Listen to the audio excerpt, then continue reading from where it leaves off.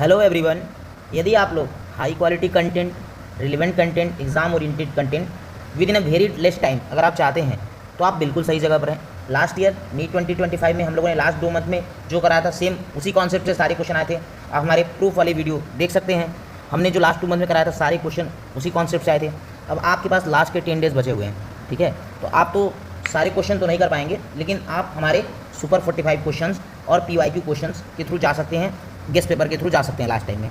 तो अभी आज हम लोग जो डिस्कस करने वाले हैं वो टॉप 50 ऑर्गेनिक केमिस्ट्री के क्वेश्चन को डिस्कस करने वाले हैं। और मैं गारंटी से आपको बोल सकता हूँ कि अगर आप लोगों ने ये टॉप 50 क्वेश्चन कर लिया तो आप अपने एग्जाम हॉल में मैक्सिमम क्वेश्चन ऑर्गेनिक के हैंडल कर पाएंगे बहुत ईजिली, बहुत कॉन्फिडेंटली। तो क्या आप इसके लिए रेडी हैं? तो हम स्टार्ट करते हैं अपने टॉप 50 ऑर्गेनिक केमिस्ट्री के क्वेश्चनों को। Be ready for that top 50 question.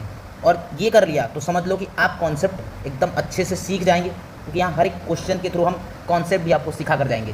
तो आप एग्जाम में डायरेक्टली अप्लाई कर सकते हैं। जो थोड़ा बहुत भी जानता है इस क्वेश्चन को करके वो एग्जाम हॉल में बहुत अच्छा स्कोर कर सकता है, ठीक है। अगर आपने ये टॉप 50 कर लिया तो आपके ऑर्गेनिक के कॉन्सेप्ट स्ट्रांग भी होंगे और आप एग्जाम हॉल में कॉन्फिडेंटली ऑर्गेनिक के क्वेश्चन को हैंडल भी कर पाएंगे। तो रेडी करते हैं। क्वेश्चन नंबर 21 हम देखते हैं। नेक्स्ट क्वेश्चन नंबर 21 हमारा क्या कर रहा है? क्वेश्चन नंबर 21 कर रहा है consider ambidentate nucleophile like CN- and NO2-। ये स्टेटमेंट दिए, इनमें से बताना कौन सा करेक्ट है, ठीक है। पहला स्टेटमेंट की बात कर लेते हैं। फर्स्ट स्टेटमेंट क्या कर रहा है? स्टेटमेंट कर रहा है कि CN- can bond through carbon nitrogen. हाँ, दोनों से कर सकता है। CN- जो होता है वो NC- बन के भी रिएक्ट कर सकता है। तो can bond through carbon nitrogen क्यों? क्योंकि ये एम्बिडेंटेड न्यूक्लियोफाइल है। एम्बिडेंट न्यूक्लियोफाइल का मतलब क्या होता है? विच हैविंग 2 डोनेटिंग साइड, मतलब 2 डोनेटिंग साइड या 2 न्यूक्लियोफिलिक साइड होगा, but at A time only 1 donate. which having 2 nucleophilic site, which having 2 nucleophilic site, but at a time only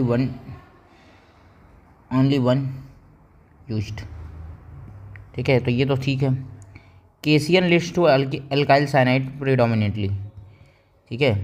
देखो एक चीज़ बता देता हूँ, KCN होगा, AgCN होगा, KNO2 होगा और AgNO2 होगा। तो जब भी पोटेशियम लगा रहेगा तो यहाँ पर हमें ध्यान रखना है, ठीक है। KCN से यहाँ पर जो CN जो डोनेटिंग साइट होगी CN, और AgCN से नाइट्रोजन डोनेटिंग साइट होगी, ठीक है, ठीक है। ये हमें इस बात का, और AgNO2 में यहाँ पर भी बात कर लेते हैं, ठीक है। तो यहाँ पर भी जो नाइट्रोजन साइड से डोनेट होगा और यहाँ पर ऑक्सीजन साइड से होगा, ठीक। फिर बोल रहा है KCN leads to alkyl cyanide predominantly. हाँ, CN- होगा तो एल्काइल साइनाइड बनेगा। AgCN आइसोसाइनाइड था, हाँ यहाँ नाइट्रोजन से बॉन्डिंग होगी तो आइसोसाइनाइड बन जाएगा। NO2- always give nitro compound, नहीं नाइट्राइटो एन नाइट्रो भी बन सकता है और ONO से ऑक्सीजन से भी बॉन्ड बन सकता है। तो ये हमारा गलत हो गया। और ambidentate nucleophile offer different product depending on metal. तो ambidentate nucleophile offer different product depending on metal, तो ये बात सही है, एकदम सही है। तो 1 2 3 5 is the answer, 1 2 3 5 is the answer. तो ऑप्शन ए हो जाएगा। क्या हो जाएगा? Option A. तो आई होप आपको समझ में आ गया होगा, 1 2 3 5 is the answer. Next question number 23। Question number 23 हमारा क्या कह रहा है? यहाँ हमें रिएक्शन के टाइप्स बताने हैं। तो रिएक्शन के टाइप को कैसे डील करेंगे देखते हैं। तो हमें रिएक्शन की पहचान करनी है कि कौन सा रिएक्शन है। तो इस तरह क्वेश्चन एग्जाम में आते हैं ना, तो हमें काफ़ी अच्छे से एक्टिव रहना है।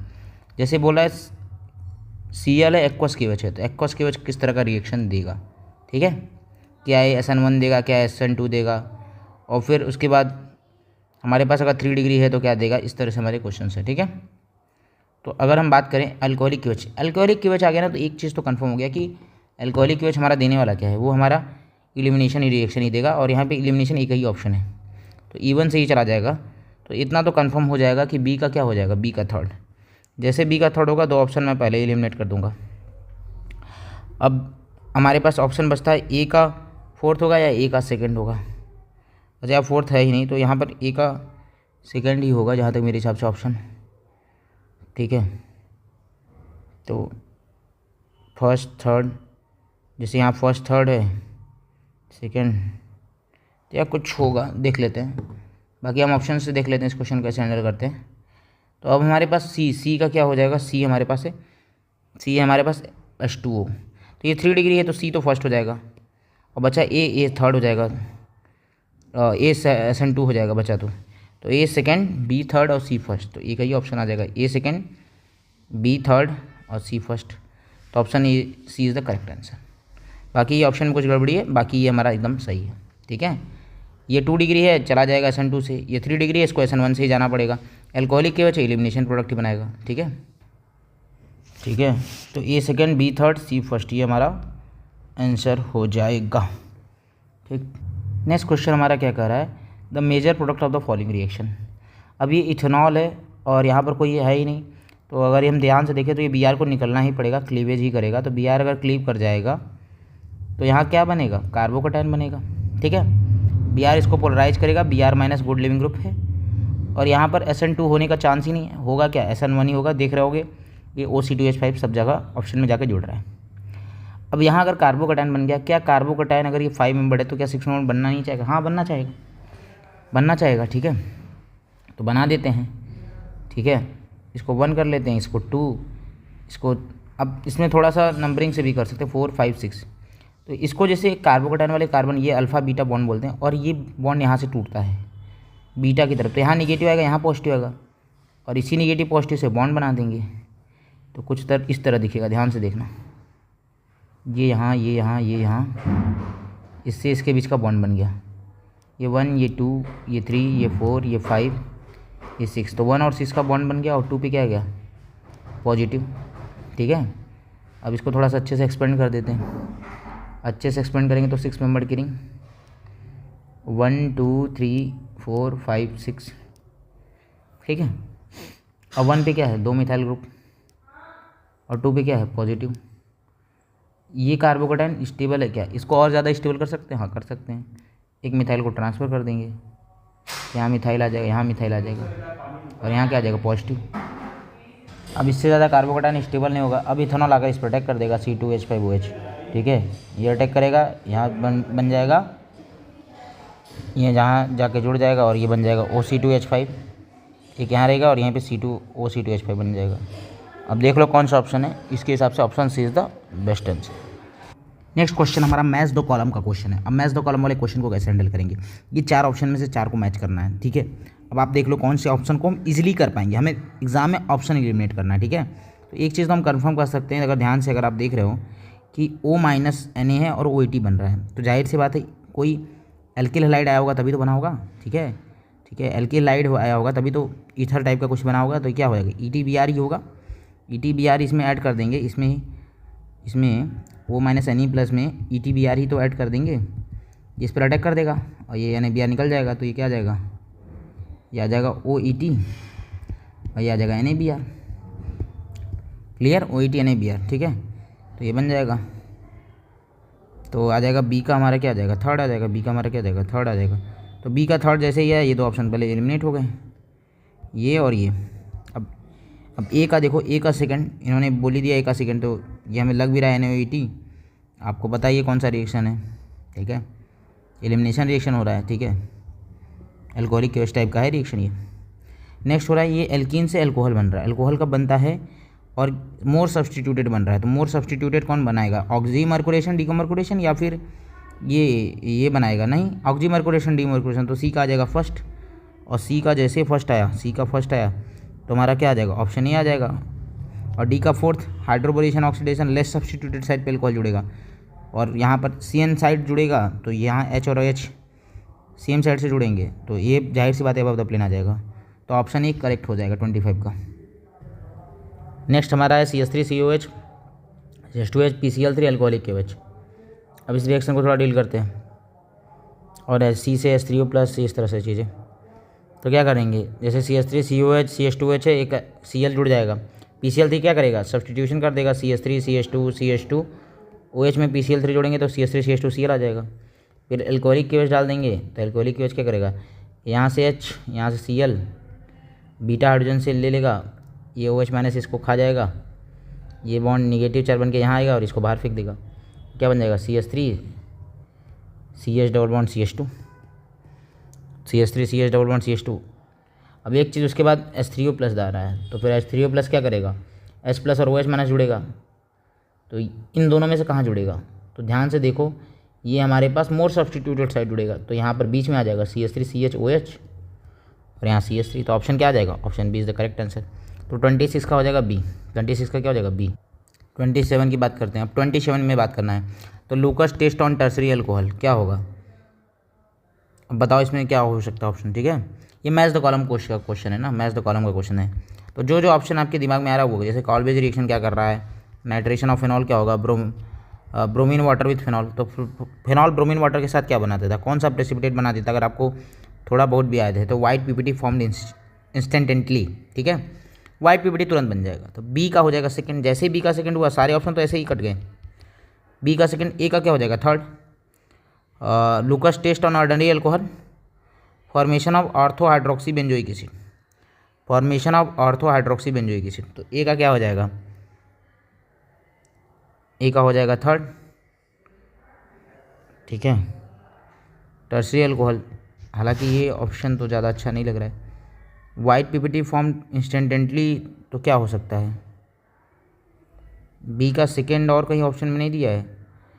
अच्छा bromine water, sorry white PPT बनाता है लेकिन किसका बनाता है, ये sorry bromine water white PPT बनाता है लेकिन ट्राईब्रोमोफेनॉल का बनाता है, सॉरी। तो बी का फर्स्ट आ जाएगा, तो बी का फर्स्ट क्या हो जाएगा, बी का फर्स्ट दो ऑप्शन में, हाँ आप सही है। ए का क्या हो जाएगा, Lucas test on tertiary alcohol, tertiary alcohol के साथ क्या हो जाएगा, रिएक्शन बहुत इंस्टेंटेटली बनेगा और वो होगा, यहाँ पे भी वाइट पीपीटी बनता है, ठीक है। तो ए का सेकंड, लेकिन यहाँ वाइट पीपीटी ट्राईब्रोमोफेनॉल का बनता है, ब्रोमीन वाटर फिनॉल के साथ। आप लोगों ने देखा भी होगा, फिनॉल का ब्रोमीन वाटर से रिएक्शन कराते हैं, ब्रोमीन वाटर से रिएक्शन कराते हैं तो क्या मिलता है, 2,4,6 ट्राईब्रोमोफेनॉल मिलता है, क्या मिलता है, 2,4,6 ट्राईब्रोमोफेनॉल मिलता है। तो ये मिल जाएगा, समझ में आ रही है कि नहीं बात, तो ये बन जाएगा। अब बाकी को देख लेते हैं, बाकी ऑप्शंस को देख लेते हैं। अब नाइट्रेशन ऑफ फिनॉल है, तो नाइट्रेशन ऑफ फिनॉल क्या मिलेगा, सी का क्या हो जाएगा। अब हमारे पास दो ऑप्शन बच गए, ये दोनों हमारे हो चुके हैं, मतलब ए का सेकंड, बी का फर्स्ट। सी का क्या होगा, नाइट्रेशन ऑफ फिनॉल और कॉलवेज रिएक्शन, तो कॉलवेज रिएक्शन तो ऑर्थो हाइड्रोक्सी बेंजोइक एसिड देता है और मिक्सचर ऑफ ऑर्थो पैरा हो जाएगा, तो सी का हो जाएगा फोर्थ और बी का हो जाएगा, डी का हो जाएगा थर्ड, तो ऑप्शन सी हो जाएगा। तो लूकस टेस्ट वाइट पीपीटी जल्दी बना देगा, ब्रोमीन वाटर वाइट पीपीटी अब ट्राईब्रोमोफेनॉल बनाएगा, फिनॉल का नाइट्रेशन करेंगे तो ऑर्थो एंड पैरा आइसोमर्स बनते हैं, और अगर हम कंसनट्रेटेड चेनो थ्योरी में कराते हैं तो वो पिक्रिक एसिड बनता है, वो यहाँ ऑप्शन में ही नहीं है। कॉलवेज रिएक्शन आपको पता ही होगा, फिनॉल NaOH CO2 का रिएक्शन कराएंगे और फिर H+ दे देंगे, तो इससे क्या मिल जाएगा, ortho hydroxy benzoic acid OH, ठीक। तो ऑप्शन क्या हो जाएगा, ऑप्शन हो जाएगा हमारे पास सी हो जाएगा, ऑप्शन हमारे पास क्या हो जाएगा, सी हो जाएगा, ठीक है। Hydrolysis of which compound will give carbolic acid, इनमें से कौन सा कंपाउंड कार्बोलिक एसिड देता है हाइड्रोलाइसिस करने में। तो हाइड्रोलाइसिस ऑफ, तो पहले कार्बोलिक एसिड बहुत लोगों को पता नहीं होता, वो होता है क्या, फिनॉल होता है। तो क्यूमीन से बन जाता है, क्यूमीन से अगर हाइड्रोलाइज कराएंगे तो नहीं बनेगा, क्यूमीन से ऑक्सीडेशन कराने के बाद मिलता है, O2H3O+ ये सब कराने के बाद मिलता है, तो ये तो नहीं होगा। हाँ बेंजीन डाइजोनियम क्लोराइड अगर हमारे पास है और उसको हम हाइड्रोलाइज कराएंगे, वाटर थोड़ा सा हीट करके हाइड्रोलाइज कराएंगे, तो ये हमारे पास फिनॉल दे देगा, तो ये सही है, यही हमारा ऑप्शन होगा। बेंजाइल क्लोराइड और इथाइल ग्लाइकोल कीटल ये सब नहीं देते, तो हमारा 28 का क्या हो जाएगा, ऑप्शन बी हो जाएगा। तो ये सब क्वेश्चन हमारी जो है सारे चैप्टर्स के लिए गए हैं ना, और इन सब क्वेश्चनों करने से आपको पक्का कॉन्फिडेंस आ जाएगा एग्जाम में क्वेश्चन फ्री मैच दो कॉलम में कैसे आ सकता है, या कार्बोलिक एसिड है तो कैसे पता चलेगा कार्बोलिक एसिड, तो याद होना चाहिए एनसीईआरटी की लाइन से, ऐसा नहीं कोई भी क्वेश्चन बाहर से नहीं आया, सब एनसीईआरटी के बहुत अच्छे क्वेश्चन लिए गए हैं क्वेश्चन के फॉर्म में। तो इनको अगर आप करेंगे तो आप एग्ज़ाम में बहुत ओपनली ब्रॉड माइंडसेट से जा सकते हैं, आप नैरो माइंडसेट से कभी भी नहीं जा सकते हैं। एनसीईआरटी पूछने का तरीका वो एग्जामिनर अच्छे से फ्रेम करता है, ठीक है, तो इस बात का हमें केयर करना है। अब ये हमारा क्वेश्चन है, the major product of the following reaction is, ठीक है, तो इसमें ध्यान से सुन लो, फिनॉल है और ब्रोमीन है, 3 इक्विवेलेंट है, तो ब्रोमीन 3 इक्विवेलेंट है और ब्रोमीन ये देखो ये SO3H को गायब कर देता है, और यहाँ पर याद ही कर लेना ये प्रोडक्ट हमारा 2,4,6 ट्राईब्रोमोफेनॉल ही बनता है, 2,4,6 ट्राईब्रोमोफेनॉल ही बनता है, तो क्यू ऑप्शन हो जाएगा, तो यहाँ ऑप्शन बी क्यू। तो फिनॉल भले SO3H ब्लॉक है लेकिन ब्रोमीन के साथ ये सब उड़ जाएगा एक्वस ब्रोमीन के साथ, और 2,4,6 ट्राईब्रोमोफेनॉल बन जाएंगे, तो option B is the right answer. Next question हमारा क्वेश्चन नंबर 30 क्या कर रहा है, 2 स्टेटमेंट दिए हैं और उनमें बताना है कि क्या ये स्टेटमेंट 1 स्टेटमेंट 2 करेक्ट है या इनकरेक्ट है। बोल क्या रहा है, in acid catalysed dehydration of alcohol the rate determining step is carbocation formation. जैसे अल्कोहल है, अब जैसे अल्कोहल ले लेंगे, अल्कोहल कोई भी अल्कोहल ले लेंगे, तो अल्कोहल हमारे पास है, जैसे हमारे पास CH3 CH2OH है, हमारे पास CH3OH है, और हमारे पास CH3OH है। हमारे पास ये 3 अल्कोहल है, ये 1 डिग्री अल्कोहल, ये 2 डिग्री और 3 डिग्री अल्कोहल। और dehydration of alcohol acid catalyse कर रहे हैं, तो H2OH प्लस में कर रहे हैं, H2OH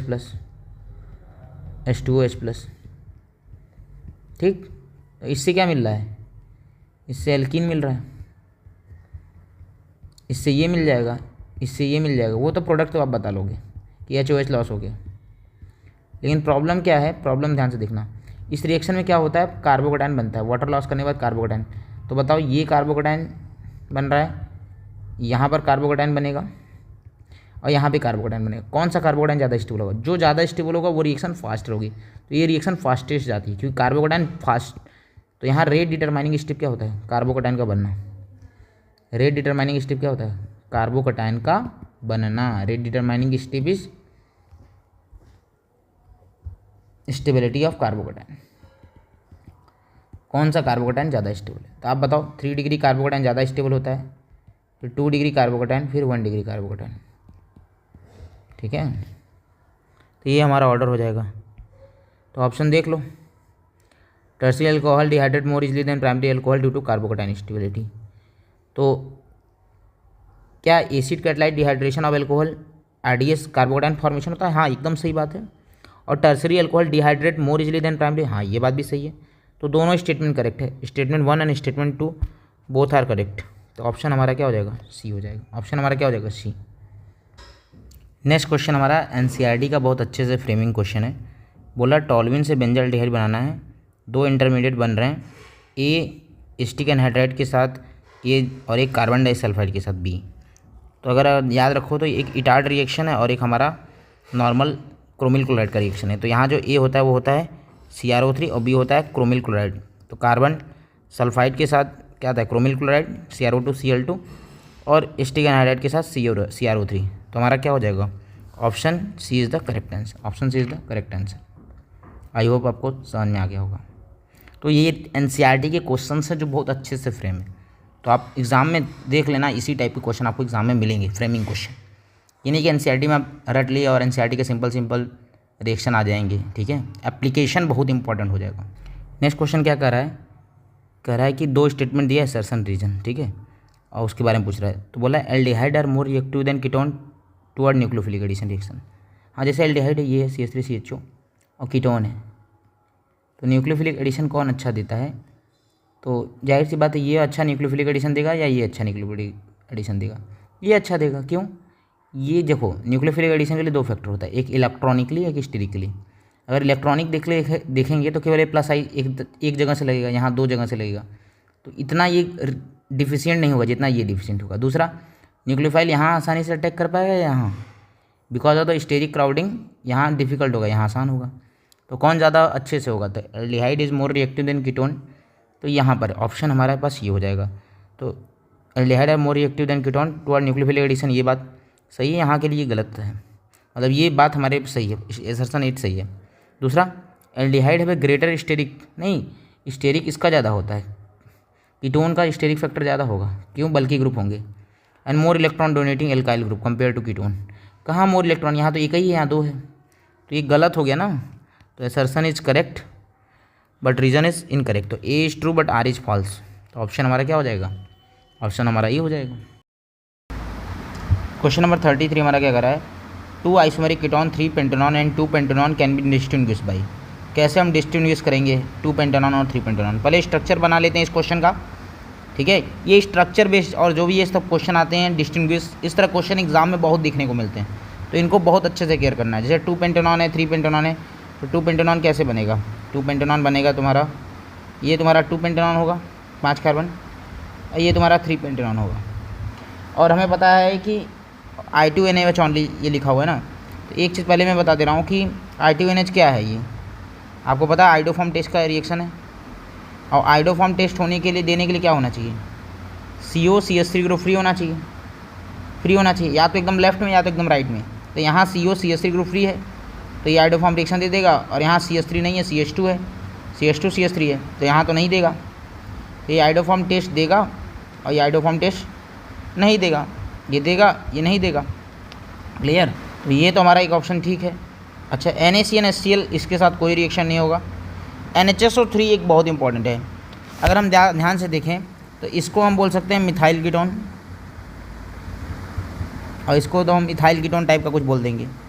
तो अगर हम बात करें NHSO3 तो NHSO3 क्या होता है, बोलते हैं कि ये रिएक्शन ये एडिशन प्रोडक्ट बनाएगा। NHSO3 जो होता है NHSO3 यहाँ पर जो ऑक्सीजन से ही अटैक होगा और ये एडिशन प्रोडक्ट बनाता है, ठीक है। तो बोलते हैं क्रिस्टलाइन अटैक। तो यहाँ पे भी ये थोड़ा सा बल्कीनेस है तो यहाँ पे अटैक नहीं हो करता है, यहाँ बहुत ईजिली अटैक कर लेता है। तो यहाँ रीडली फॉर्म एडक्ट, ये क्या करता है, बहुत ईजिली एडक्ट बना लेता है, रीडली फॉर्म एडक्ट, और यहाँ नहीं बना पाता, ठीक है, because of the bulkiness and stably hindered. ये बहुत रीडली बना लेता, बहुत नॉर्मल कंडीशन बना लेता, यहाँ नहीं बनता। तो इसको भी हम NHSO3 से भी हम डिस्टिंग्विश कर सकते हैं, किसको, 3 पेंटेनॉन एंड 2 पेंटेनॉन। तो आंसर होगा both A and B। Answer क्या होगा, both A and B।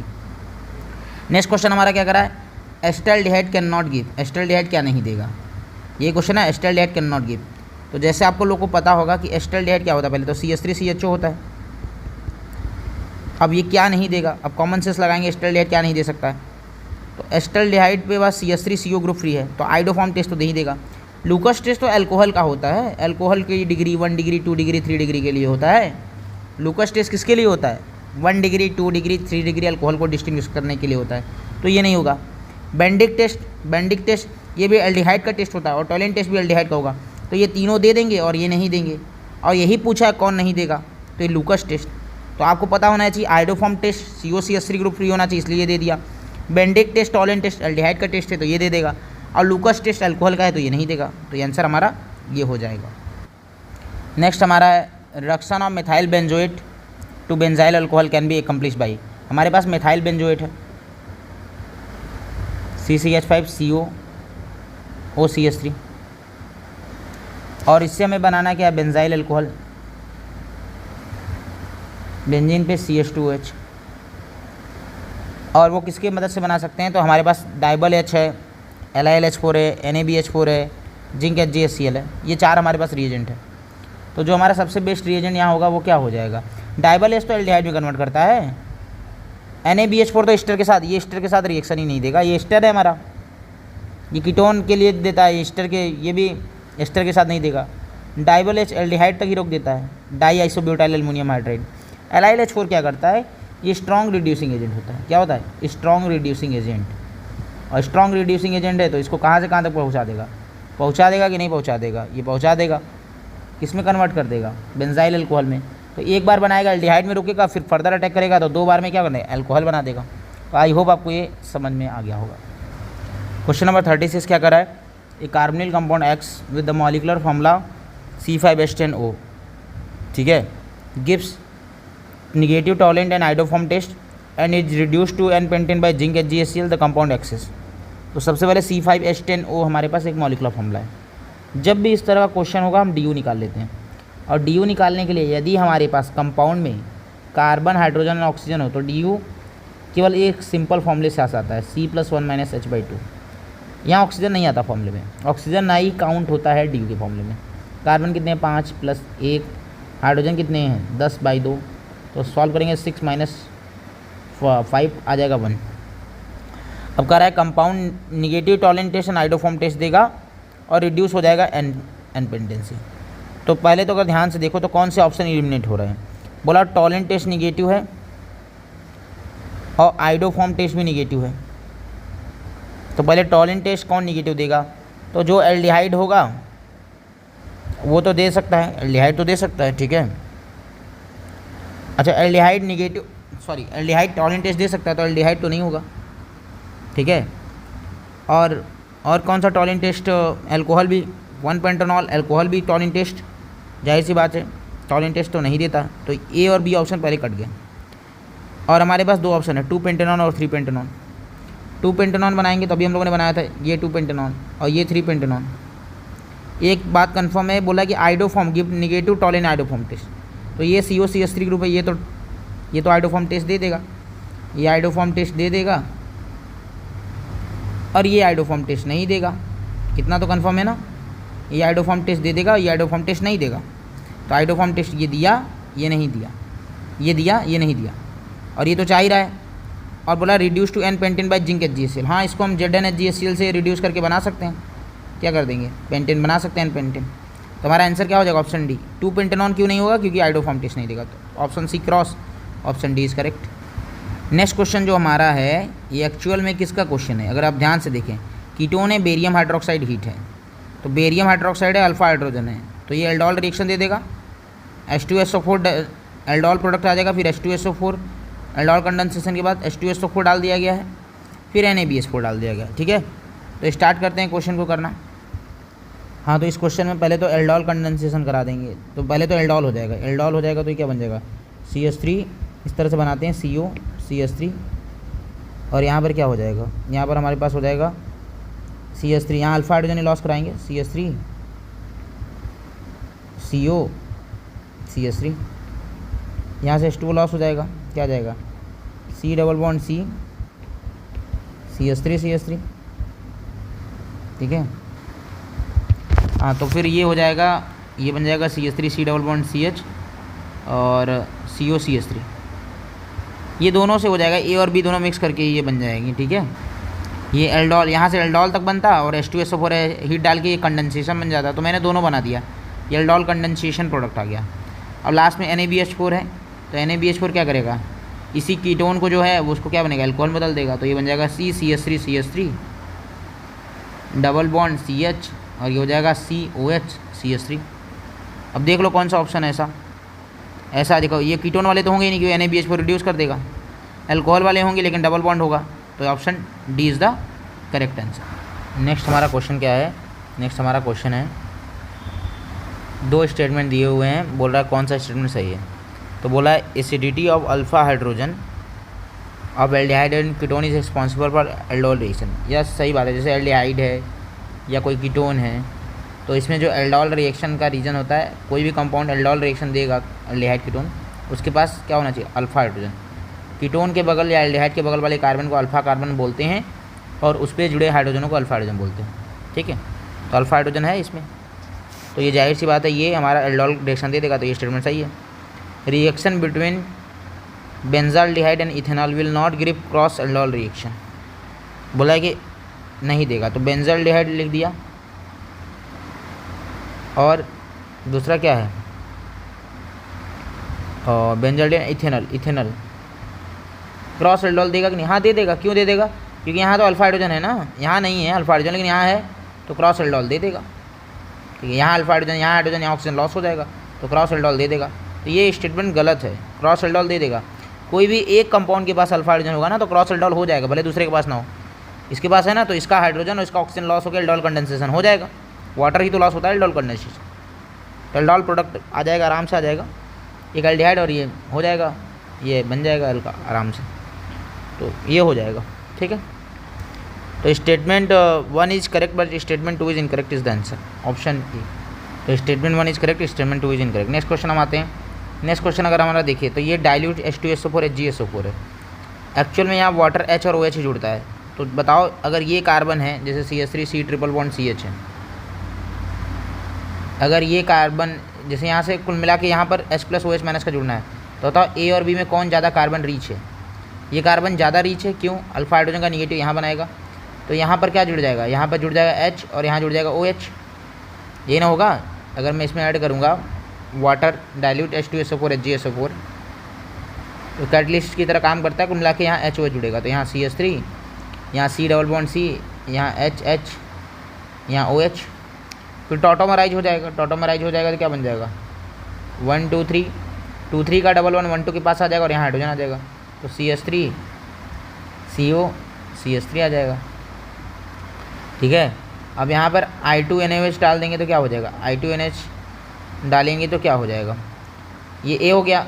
I2NH क्या करेगा, इसको अल्फा हाइड्रोजन ऑक्सीडाइज कर देता है, CH3CO माइनस Na प्लस, और यहाँ से एक कार्बन से CHI3 बन जाएगा, तो CHI3 है, तो देख लो CH3 किस में दिया हुआ है, इसमें, इसमें और इसमें।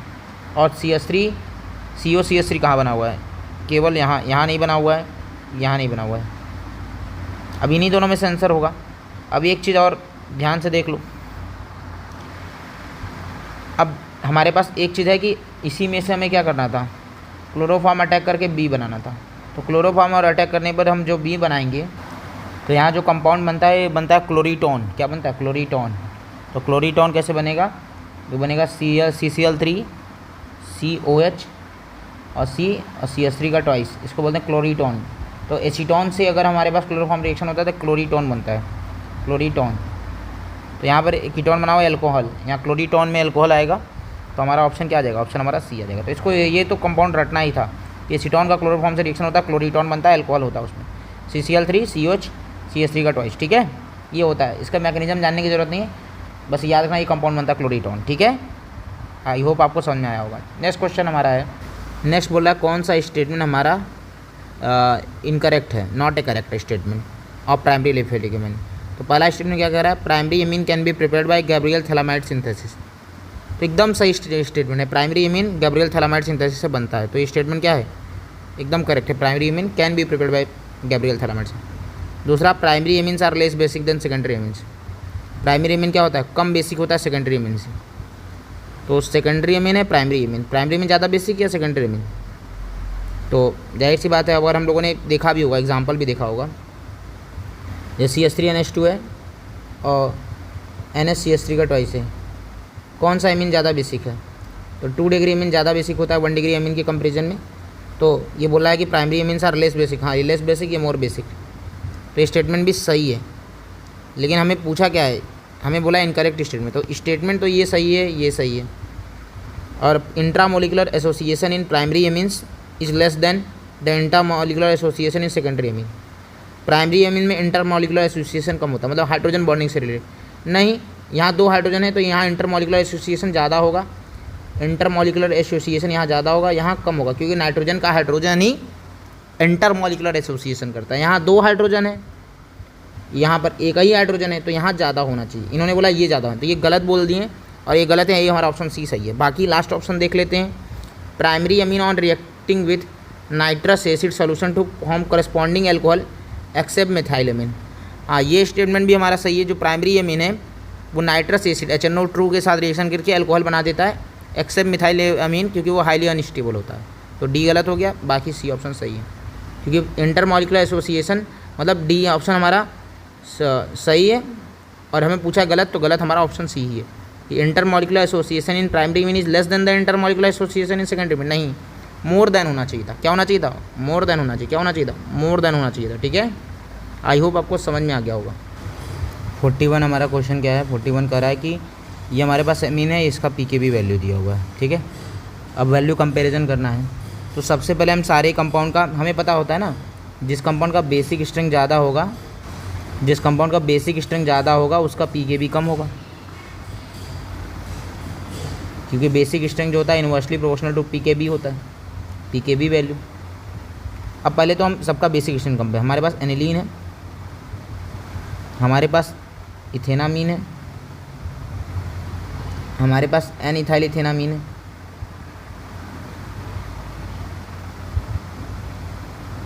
ठीक, एन इथाइल इथेनामीन है,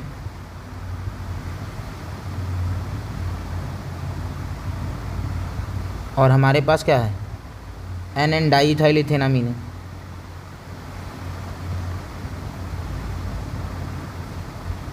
अगर हम माने तो ये हमारा 1 डिग्री है मेन है, ये 2 डिग्री और 3 डिग्री, और एनिलीन है तो एनिलीन इस तरह से बनता है। दूसरा इथेनामीन क्या होगा, NC2H5NH2, इसको बोलते हैं इथेनामीन। एन इथाइल इथेनामीन NC2H5 C2H5H, और सॉरी हाँ ठीक है, एन इथाइल इथेनामीन। ठीक है, और लास्ट वाला N di ethyl इथेनामीन, NC2H5 C2H5 C2H5, ये हमारे पास एन डाई मिथाइल इथाइल इथेनामीन। अब ध्यान से देखो, ये सारे लोन पेयर क्या है, लोकलाइज्ड है, ये सब लोकलाइज्ड लोन पेयर है।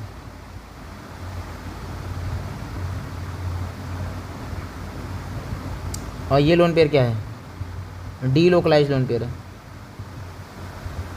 तो कौन ज़्यादा बेसिक होता है, लोकलाइज या डी लोकलाइज? तो localize lone pair is more basic than. तो सबसे लास्ट में हमारा आ जाएगा एनेलिन। तो एनेलिन क्या है, सबसे कम बेसिक है, तो इसका पीकेबी क्या होगा, सबसे ज़्यादा होगा। लिस्ट बेसिक तो पीकेबी ज़्यादा होगा सबसे ज़्यादा। तो इसकी पीकेबी कितना आएगी, पीकेबी इसकी आ जाएगी 9.38 वाली हाईएस्ट आ जाएगी। तो ए का तो हो जाएगा फोर्थ, सॉरी 9 ए का हो जाएगा थर्ड। तो ये ऑप्शन कट गया। इन तीनों में बताओ तो ये हमारे पास 1 डिग्री है, ये 2 डिग्री है और 3 डिग्री है।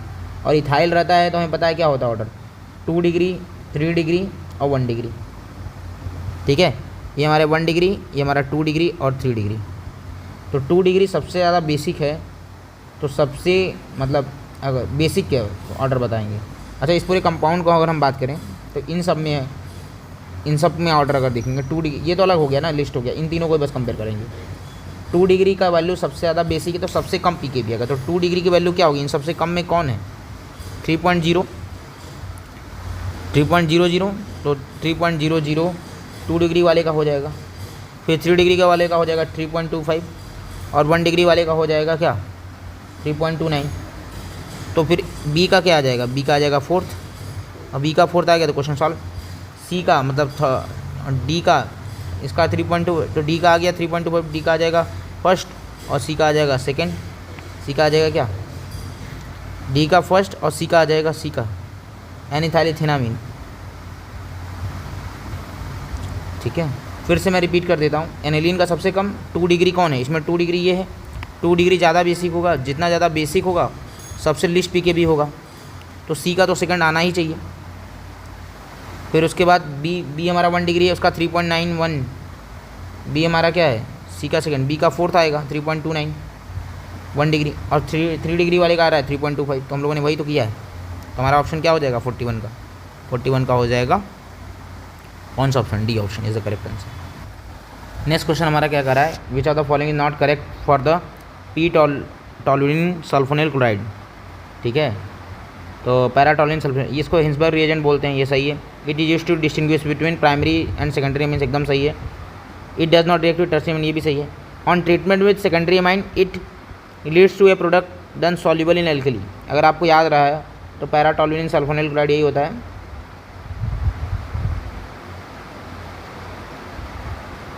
और ये हमारे पास 1 degree 2 degree and 1 degree 2 degree amine के साथ रिएक्शन करता है। जो 1 डिग्री अमीन होगा, 1 डिग्री अमीन इस तरह से होगा CH3NH2, जैसे CH3NH2 और 2 डिग्री अमीन होगा CH3H। तो यहाँ से HCl निकलेगा तो H बचेगा ही नहीं। तो जब H 1 डिग्री में तो एक हाइड्रोजन बचा रहेगा, तो जो ये होगा 1 डिग्री अमीन क्या होता है, सॉल्युबल इन एल्कली। लेकिन 2 डिग्री अमीन जो होता है वो क्या होता है, हाइड्रोजन और Cl यहाँ से लॉस हो जाएगा, सल्फोनामाइड लिंकेज बनेगा। ठीक है, तो क्या हो जाएगा, ये इनसॉल्युबल इन एल्कली होगा। और ये क्या बोल रहा है, 2 डिग्री अमीन सेकेंडरी अमीन क्या कर रहा है, सॉल्युबल एल्कली में होगा। तो ये गलत है और यही हमारा इनकरेक्ट ऑप्शन, यही हमारा ऑप्शन सही होगा। तो option C is the correct answer. ठीक है, क्वेश्चन नंबर 43 की बात करें। क्वेश्चन नंबर 43 कैसे करेंगे, क्वेश्चन नंबर 43 के लिए हमें क्या करना है, हमारे पास रिएजेंट है, रिएक्शन है और रिएजेंट को मैच कराना है। तो NO2 से NH2 बनाने के लिए हमें पता है FeSCl चाहिए। तो ए का तो सेकंड हो जाएगा, CH3Cn से CH3CH2NH2 तो LiLH4 से बन जाएगा। और डाइजोनियम सॉल्ट से ब्रोमो बेंजीन, इसको सेंड मेयर रिएक्शन बोलते हैं। तो ये सेंड मेयर रिएक्शन हो जाएगा। ब्रोमीन वाटर, इससे ये बन जाएगा। तो क्या हो जाएगा, ए का सेकंड, बी का फर्स्ट, सी का फोर्थ और डी का थर्ड। तो option A is the correct answer. Question number 44 की अगर मैं बात करूँ तो क्वेश्चन नंबर 44, अब देखो नाइट्रोबेंजीन है, हमें ये बनाना है। तो सबसे पहले अगर हम फर्स्ट ऑप्शन को देखें तो अगर मैं Cl2 FeCl3 ऐड कर दूंगा तो क्या बन जाएगा, Cl2 यहाँ, Cl यहाँ जाएगा। फिर Na2HCl करूँगा तो क्या बन जाएगा, तो NO2 से रिएक्शन ही नहीं होगा, तो फिर आगे बढ़ेगा ही नहीं। जब तक ये एनिलीन नहीं बनेगा तब तो नहीं होगा। अच्छा, ऑप्शन बी देखो, ये Cl2 FeCl3 NO2 है, Cl2 FeCl3 ऐड कर देंगे। यहाँ से क्या मिलेगा, Cl plus, Meta reacting group है, Cl यहाँ चला जाएगा। फिर उसके बाद क्या है, फिर FeSCl है, क्या आ जाएगा, NO2 को रिड्यूस कर देंगे, NH2 में आ जाएगा Cl। ठीक है, ये आ जाएगा ना। और फिर इसके बाद हमारे पास क्या है, NaNO2HCl है, 0 to 5 degree Celsius, N2 plus C NH2 को क्या कर देंगे N2 प्लस Cl माइनस, और फिर यहाँ पानी डाल के हीट कर देंगे, H प्लस डाल देंगे तो क्या आ जाएगा, फिनॉल आ जाएगा। तो फिनॉल और क्लोरो तुम्हारा क्या आ जाएगा, ऑप्शन क्या आ जाएगा, ऑप्शन हमारे पास बी आ जाएगा। तो B is the correct answer. 45 हमारा क्वेश्चन बहुत आसान है, बाकी हम देखेंगे इसमें तो कोई ऑप्शन नहीं आएगा, आप चेक कर भी सकते हैं। Option B is the correct answer. अब H2PD इथेनॉल है, NO2 है, बस इसका काम NH2 बनाने का होता है। H2PD रिड्यूसिंग एजेंट है, तो यहाँ NH2 बना देगा, क्या बना देगा यहीं पर NH2। और फिर H का एनहाइड्राइड है CH3CO OCO CH3, इलेक्ट्रोफाइल बना नहीं हुआ, डायरेक्ट यही लोन पेयर ही जाकर इस पर अटैक करेगा, एसिटाइलेशन हो जाएगा, ये निकल जाएगा, क्या बन जाएगा NHCO CH3 बन जाएगा। और यहाँ से हाइड्रोजन और CH3COH निकल जाएगा, CH3COH रिमूव हो जाएगा, तो NHCO CH3 बन जाएगा। तो ऑप्शन क्या आ जाएगा यहाँ से, D is the correct answer. अब ये क्वेश्चन तो आपको मेमोरी बेस्ड क्वेश्चन है, जिसको याद रहेगा वो तुरंत कर लेगा। तो जैसे सुक्रोज होता है तो ग्लूकोज और फ्रक्टोज से मिलकर बना होता है, तो ग्लूकोज और फ्रक्टोज एक ही ऑप्शन में है, तो ए का एस, जैसे ए का एस हो गया क्वेश्चन सॉल्व हो गया। बी का स्टार्च, बी का याद कर लेना लेकिन एग्जाम में क्वेश्चन आ जाएगा। बी का R, alpha D glucose C1C4 linkage, तो बी का हो जाएगा आर। लैक्टोज में होगा, लैक्टोज तो पता है गैलेक्टोज से बना होता है, गैलेक्टोज से, तो beta D galactose and beta D glucose. और सेलुलोज होता है beta D glucose and beta D glucose. तो 46 का ऑप्शन बी। 47 का हो जाएगा अब विटामिन से कॉलम, तो ये वाले क्वेश्चन भी काफ़ी आते हैं, जैसे ये क्वेश्चन हो गया बायोमोलिक्यूल का लिंकेज वाले क्वेश्चन और विटामिन वाले क्वेश्चन, तो इनको याद करके जरूर जाना है, एग्जाम में ये आना ही आना है, ठीक है, एग्जाम में ये आते ही है, तो इनको जरूर कर लेना है।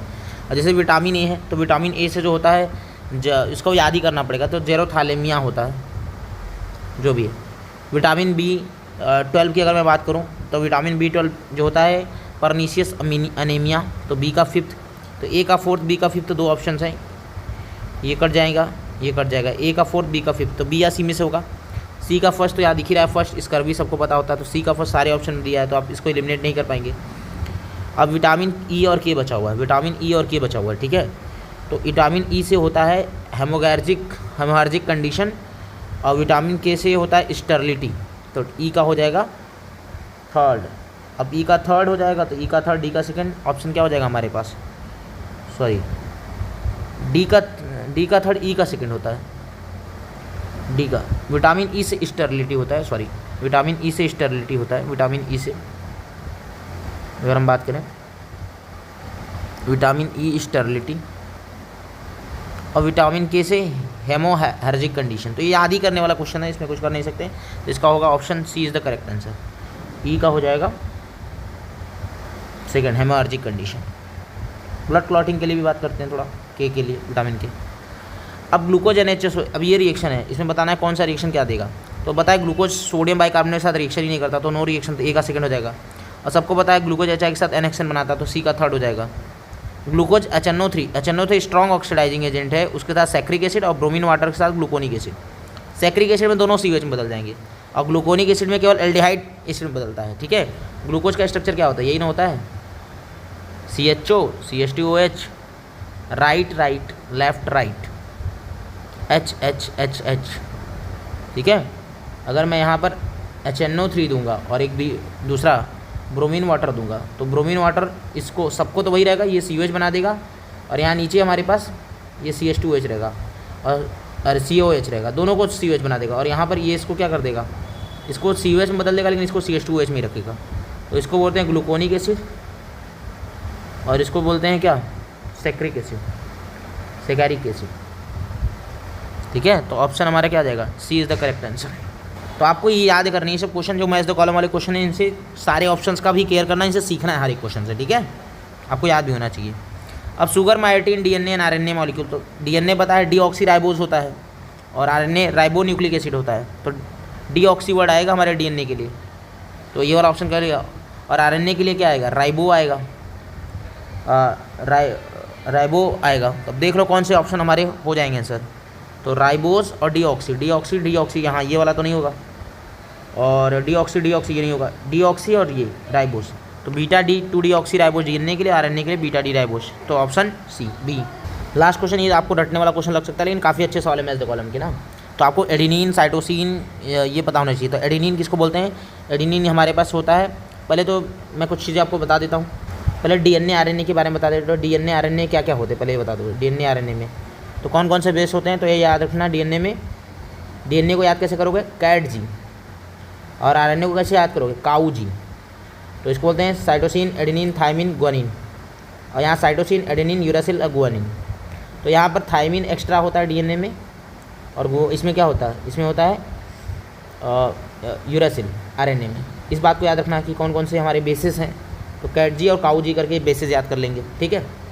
Adenine, guanine, cytosine, thymine, uracil, ये सब हमें पता होना चाहिए। तो डीएनए में होता है कैट जी और आरएनए में होता है काऊ जी। तो इसमें टी होता है, इसमें यू होता है, मतलब थायमिन यहाँ होगा, यहाँ नहीं होगा, यूरासिल यहाँ होगा, यहाँ नहीं होगा, ठीक है। ये तो पता है सबको।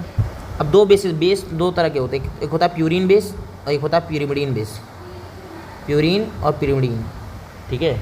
तो प्यूरिन को और pyrimidine को कैसे याद करेंगे? तो pyrimidine जो होता है ये मोनोसाइक्लिक रिंग होगी, इसमें एम से मोनोसाइक्लिक रिंग, एक ही रिंग होगी।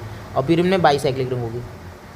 और यहाँ होता है, दो ही ऑप्शन होते हैं, एक होता है एजी, मतलब एडेनिन, गुआनिन बाईसाइक्लिक रिंग वाले हैं, और बाकी कट करके याद कर लेंगे, साइटोसिन, यूरासिल, थायमिन और मोनोसाइक्लिक वाले। तो यहाँ कट ही दिया हुआ है हमें, तो एडेनिन तो हम तुरंत बता देंगे, ए का हो जाएगा क्या? ए का थर्ड हो जाएगा, बाईसाइक्लिक रिंग हो जाएगी। तो ए का थर्ड तो मैंने तुरंत बता दिया, तो ऑप्शन एक एलिमिनेट हो गया। अब बी की बात करें तो बी का हमारा होता है, बी हमारा जो होता है वो यूरासिल, और यूरासिल में हमेशा याद रखना कि बी का हमारा हो जाएगा यूरासिल। और यूरासिल जो होता है हमारे पास वो एमाइड लिंकेज होगा और NH2 होगा, तो ये हमारा यूरासिल होता है। थायमिन जो हमारा होता है ये हमारा थायमिन, सी का सेकेंड ये थायमिन। और डी का फर्स्ट एक बच गया, कौन सा? बी का हमारे पास क्या होगा? डी का हमारे पास, फिर से मैं एक बार इसको याद ही करना है, ठीक है, तो इसको हमेशा अच्छे से याद करना। तो एडेनिन तो सबको पता चल गया क्या होगा? बाईसाइक्लिक होगा। साइटोसिन की बात कर लेते हैं। साइटोसिन जो होता है वो हमारा ये होता है, ये। थायमिन जो हमारा होता है सी का सेकेंड, और डी का क्या हो जाएगा? यूरासिल, डी का हो जाएगा फर्स्ट। अब इसको याद करने के लिए अगर आपको थोड़ा सा ट्रिक याद करना हो तो कैसे याद कर सकते हैं? तो सी, टी और यू, सी, टी, यू कैसे याद करेंगे? सी में अगर ध्यान से देखो साइटोसिन है, साइटोसिन किसको बोला? ये इसको बोला, तो यहाँ एक CO NH2 होता है। और फिर उसके बाद अगर हम बात करें इसको, तो यहाँ दो CO और NH के साथ CH3, और यूरासिल को क्या?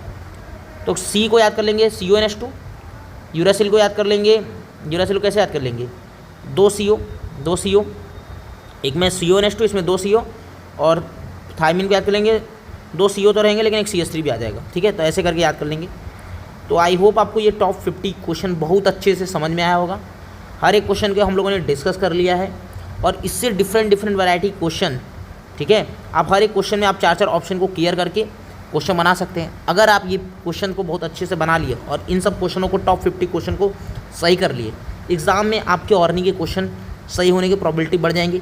सारे क्वेश्चन NCERT बेस्ड हैं, कॉन्सेप्ट बेस्ड है, तो आप कर लेंगे इसको, तो आपका mind open minded, broad minded के साथ आप एग्ज़ाम में जा सकेंगे, ठीक है। आई होप हमारे जो भी स्टूडेंट हैं मेंटरशिप को वो प्रॉपरली इन्जॉय कर रहे होंगे, हमारे फैसिलिटीज़ को, और बाकी लोग भी हमारे यूट्यूब चैनल के थ्रू हेल्प ले रहे होंगे। तो बस आप इसको ज़्यादा से ज़्यादा तक लोगों तक शेयर करिए। हमें ऐसा कुछ नहीं है कि आप हमारे चैनल को कुछ भी, लेकिन ज़्यादा से ज़्यादा लोग अच्छे कंटेंट को देख पाएँ, यही हमारा उम्मीद रहेगा।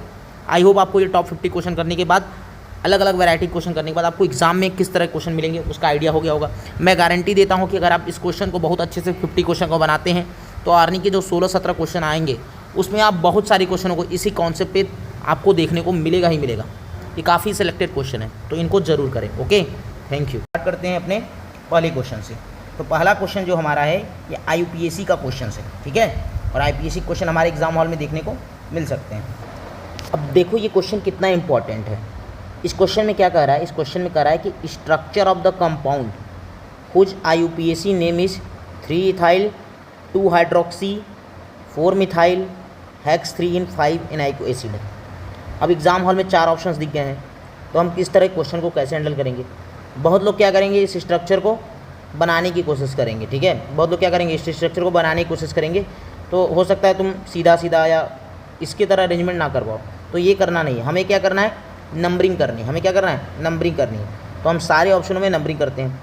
सारे ऑप्शनों में अगर हम नंबरिंग करूँगा तो ये बताओ OH है, COH है, डबल बॉन्ड है, ट्रिपल बॉन्ड है। तो सबसे ज़्यादा प्रायोरिटी आपको पता ही होता है कि कार्बोक्सिलिक एसिड की हाईएस्ट प्रायोरिटी होती। तो नंबर 1 किसको देंगे, जाहिर सी बात है इसको देंगे 1, यहाँ 2, यहाँ 3, ठीक है। अब हमें डाउट होगा कि हम किसको दें, तो हमें पता अगर मैंने यहाँ 4 और 5 दे दिया तो ये तो बोला है हेक्स, ये तो हो ही नहीं पाएगा, तो इधर से नहीं जाना है। तो ऑप्शन जो में क्वेश्चन है वही हेल्प कर रहा है कि मुझे इधर जाना ही नहीं, तो मैं यहाँ चल जाता हूँ 4, 5, 6, ठीक है। अब ऐसा करने पे क्या हुआ ये आप ध्यान से देखो, आप ये देखोगे कि आपको 6 कार्बन तो मिल गए हैं, 6 कार्बन मिल गए हैं, लेकिन प्रॉब्लम क्या हुआ, हाइड्रोक्सी किस पोजीशन पाया है 4, क्योंकि OH जो होगा वो प्रीफिक्स की तरह काम करेगा। हाइड्रोक्सी और हाइड्रोक्सी तो है 3 इथाइल 2 हाइड्रोक्सी, तो हमारा क्या हो गया, हमारा गलत हो गया, पहला ऑप्शन क्या हो गया हमारा रॉन्ग हो गया, पहला ऑप्शन हमारा क्या हो गया रॉन्ग हो गया। दूसरे ऑप्शन पे आते हैं, यहाँ भी नंबरिंग कहाँ से करेंगे, यहीं से करेंगे 1, 2, 3, यहाँ से कर देंगे तो 4, 5 आ जाएगा। तो मुझे क्या करना होगा, 6 लाना होगा, तो 4, 5, 6 ये कर देंगे, ठीक है। 2 पे तो हाइड्रोक्सी आ गया, लेकिन 3 पे हमारा इथाइल कहीं नज़र ही नहीं आ रहा है। 3 पे इथाइल है क्या, 3 पे इथाइल है क्या, नहीं, तो ये ऑप्शन भी ख़त्म हो गया, ये ऑप्शन भी हमारा नहीं होगा। तो उम्मीद करते हैं आप समझ में आ रहा होगा कि आपको कैसे हैंडल करना है। पहले तो 6 कार्बन से ढूंढना है पेरेंट चेन को। अब ये वाले ऑप्शन में आते हैं, इस ऑप्शन की बात करते हैं। तो नंबर 1 ये, नंबर 2 ये, नंबर 3 ये, यहीं इधर 4, 5 हो जाएगा, इधर नहीं जाएंगे, 4 इधर 5 हो जाएगा बस केवल, तो ये कार्बन 5 और ये 6, हाँ यहाँ तो 6 आ गया। अब इन्होंने क्या बोला है कि 3 पे इथाइल, क्या 3 पे इथाइल है, हाँ है 3 पे इथाइल, ठीक है। इन्होंने फिर क्या बोला है 2 पे हाइड्रोक्सी, हाँ 2 पे OH है जो कि प्रीफिक्स है, हाइड्रोक्सी का काम करेगा, एकदम सही है, जा रहे हैं हम लोग। और 4 पे मिथाइल है, हाँ 4 पे मिथाइल है, 4 पे हमारा मिथाइल है, ठीक है, 4 पे हमारा मिथाइल है, वो भी मिल रहा है मुझे। हेक्स, टोटल कार्बन 6 हैं तो हेक्स आएगा ही। क्या 3 पे इन आ रहा है, हाँ 3 पे डबल बॉन्ड इन भी आ रहा है। क्या 5 पे आइन मतलब ट्रिपल बॉन्ड आ रहा है, हाँ आ रहा है, तो 5 आइन हो गया। और सेकेंडरी सफिक्स जो हमारा ओइक एसिड है फंक्शनल ग्रुप, वो तो यूज होगा ही होगा। तो ये हमारा ऑप्शन सही हो गया, हमारा आंसर आ चुका है, हमारा आंसर आ चुका है, ये ऑप्शन सी, ये हमारा आंसर आ चुका है। लेकिन अब हमें एक ऑप्शन बचा है, उसको भी चेक कर लेते हैं, तो कर लेते हैं यहीं पर 1, 2, 3, 4, 5, 6। हमें क्या चाहिए था, 3 पे इथाइल है ही नहीं, 2 पे हाइड्रोक्सी है ही नहीं, 3 पे हाइड्रोक्सी है, 4 पे मिथाइल है लेकिन बाकी सब नहीं है। तो जाहिर सी बात ये ऑप्शन हमारा क्या हो गया, कैंसिल आउट हो गया। तो हमारा आंसर क्या होगा, हमारा आंसर होगा ऑप्शन सी। उम्मीद करते हैं आपको ये क्वेश्चन कैसे हैंडल करना है एग्जाम हॉल में वो समझ में आ रहा होगा। मैं आपको सिखा रहा हूँ तो थोड़ा टाइम लग सकता है, लेकिन मैंने जो अप्रोच सिखाया उससे आप 30 to 40 सेकंड में ये क्वेश्चन बहुत आराम से कर सकते हैं, ठीक है, बहुत आराम से इस क्वेश्चन को हैंडल कर सकते हैं। तो आई होप आपको एकदम समझ में आ गया होगा। क्लियर है कि नहीं, ठीक है। आगे बढ़े क्वेश्चन नंबर 2 पे। क्वेश्चन नंबर 2 भी हमारा आ गया। यहाँ क्या था, इस क्वेश्चन में क्या था, इस क्वेश्चन में था कि हमारे पास नाम दे रहा था, स्ट्रक्चर बताना था, ठीक है। और यहाँ पे क्या हो गया, स्ट्रक्चर दिया हुआ नाम लिखना है, ठीक है, स्ट्रक्चर दिया हुआ नाम लिखना है। अब हम इस क्वेश्चन को कैसे हैंडल करेंगे, देखो ध्यान से। हमारे पास बेंजीन रिंग लगी हुई है और हमारे पास ये साइड चेन लगे हुए हैं। जाहिर सी बात है बेंजीन रिंग हमारी क्या होगी, पेरेंट चेन होगी। बेंजीन रिंग हमारी क्या होगी, पेरेंट चेन, और सब जगह बेंजीन लगा भी हुआ है। अच्छा, अब हम ढूंढते कोई फंक्शनल ग्रुप तो नहीं है, तो आपको लगता होगा कि नाइट्रो फंक्शनल ग्रुप होता है, नहीं, नाइट्रो साइड चेन होता है। Nitro is not functional group, it is not functional group. Fluoro तो होता ही नहीं, इथाइल होता ही नहीं, नाइट्रो भी क्या होता है, it is side chain, not functional group, ठीक है, इट इज़ साइड चेन। और साइड चेन मतलब इसको बोलते हैं 2 डिग्री, जो बोलते हैं वो क्या बोलते हैं, प्रीफिक्स। अब जैसे में साइड चेन बनेगा तो इसको हम ऐसा नहीं इसको यूज कर लेंगे, मतलब यहाँ पे भी ये भी साइड चेन, ये भी साइड चेन, ये भी साइड चेन। अब देखो नंबरिंग हम कैसे करते हैं, नंबरिंग ऐसा करो कि कम से कम पैसे में तुम सारे साइड चेन को खरीद लो। नंबरिंग ऐसा करो कि कम से कम पैसे में साइड चेन को खरीद लो। अच्छा, किसी के दिमाग में आएगा ये वाले से जा सकते हैं क्या, अगर यहाँ से तुम चले जाओगे तो 1, 2, 3, 4, तो तुमने एक्चुअल में 1, 3, 4, 4, 3, 7, 1, 8 करोड़ रुपए खर्च कर दिए, ठीक है। लेकिन अगर तुम यहाँ से चले गए होते 1, 2, 3, 4, तो यहाँ पर 1, 2, 4 क्या आ जाता, 7 करोड़ में ही काम हो जाता। बात समझ में आ रही कि नहीं, तो ये रास्ता सही होगा। इधर से जाएंगे तो और लंबा पड़ जाएगा और पैसा खर्च हो जाएगा। तो नंबरिंग हम उस डायरेक्शन से करते हैं, नंबरिंग हम उस साइड से करेंगे जहाँ पर क्या होगा, हमारे कम पैसे में ही हमें सारे साइड चेन मिल जाए। तो हमारे लिए सबसे बेस्ट तरीका क्या होगा, सबसे पहला काम होता है अल्फ़ाबेटिकली हम नाम लिखते हैं, लेकिन साइड चेन के लिए कम से कम पैसे में खरीदने की कोशिश करते हैं। तो यहाँ पर नंबर 1 इसी को मिलेगा, ठीक है, नंबर 1 इसी को मिलेगा, नंबर 2 इसको मिलेगा। इधर जाएंगे तो लंबा पड़ जाएगा, 3 4।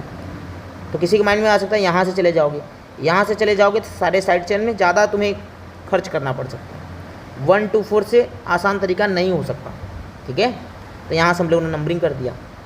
अब लेकिन नाम लिखते वक्त हम क्या करते हैं, नाम लिखते वक्त हम किसको प्रायोरिटी देते हैं पता है, अल्फ़ाबेट को। अब तुम बताओ, एफ का नाम होता है फ्लोरो, एन का नाम होता है NO2 का नाइट्रो, और C2H5 का इथाइल।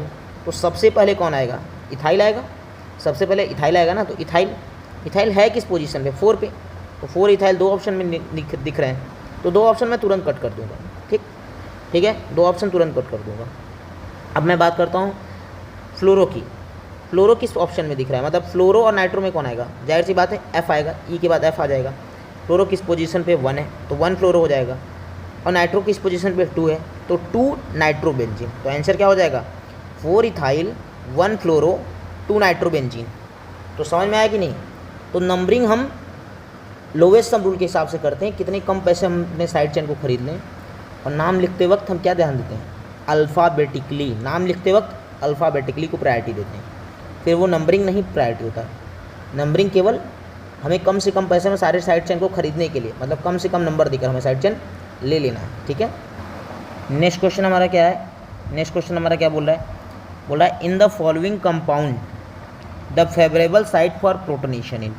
कौन सा साइट है जहाँ पर प्रोटोनेशन बहुत ईजिली हो जाएगा। प्रोटोनेशन मतलब प्रोटॉन, प्रोटॉन का मतलब H+।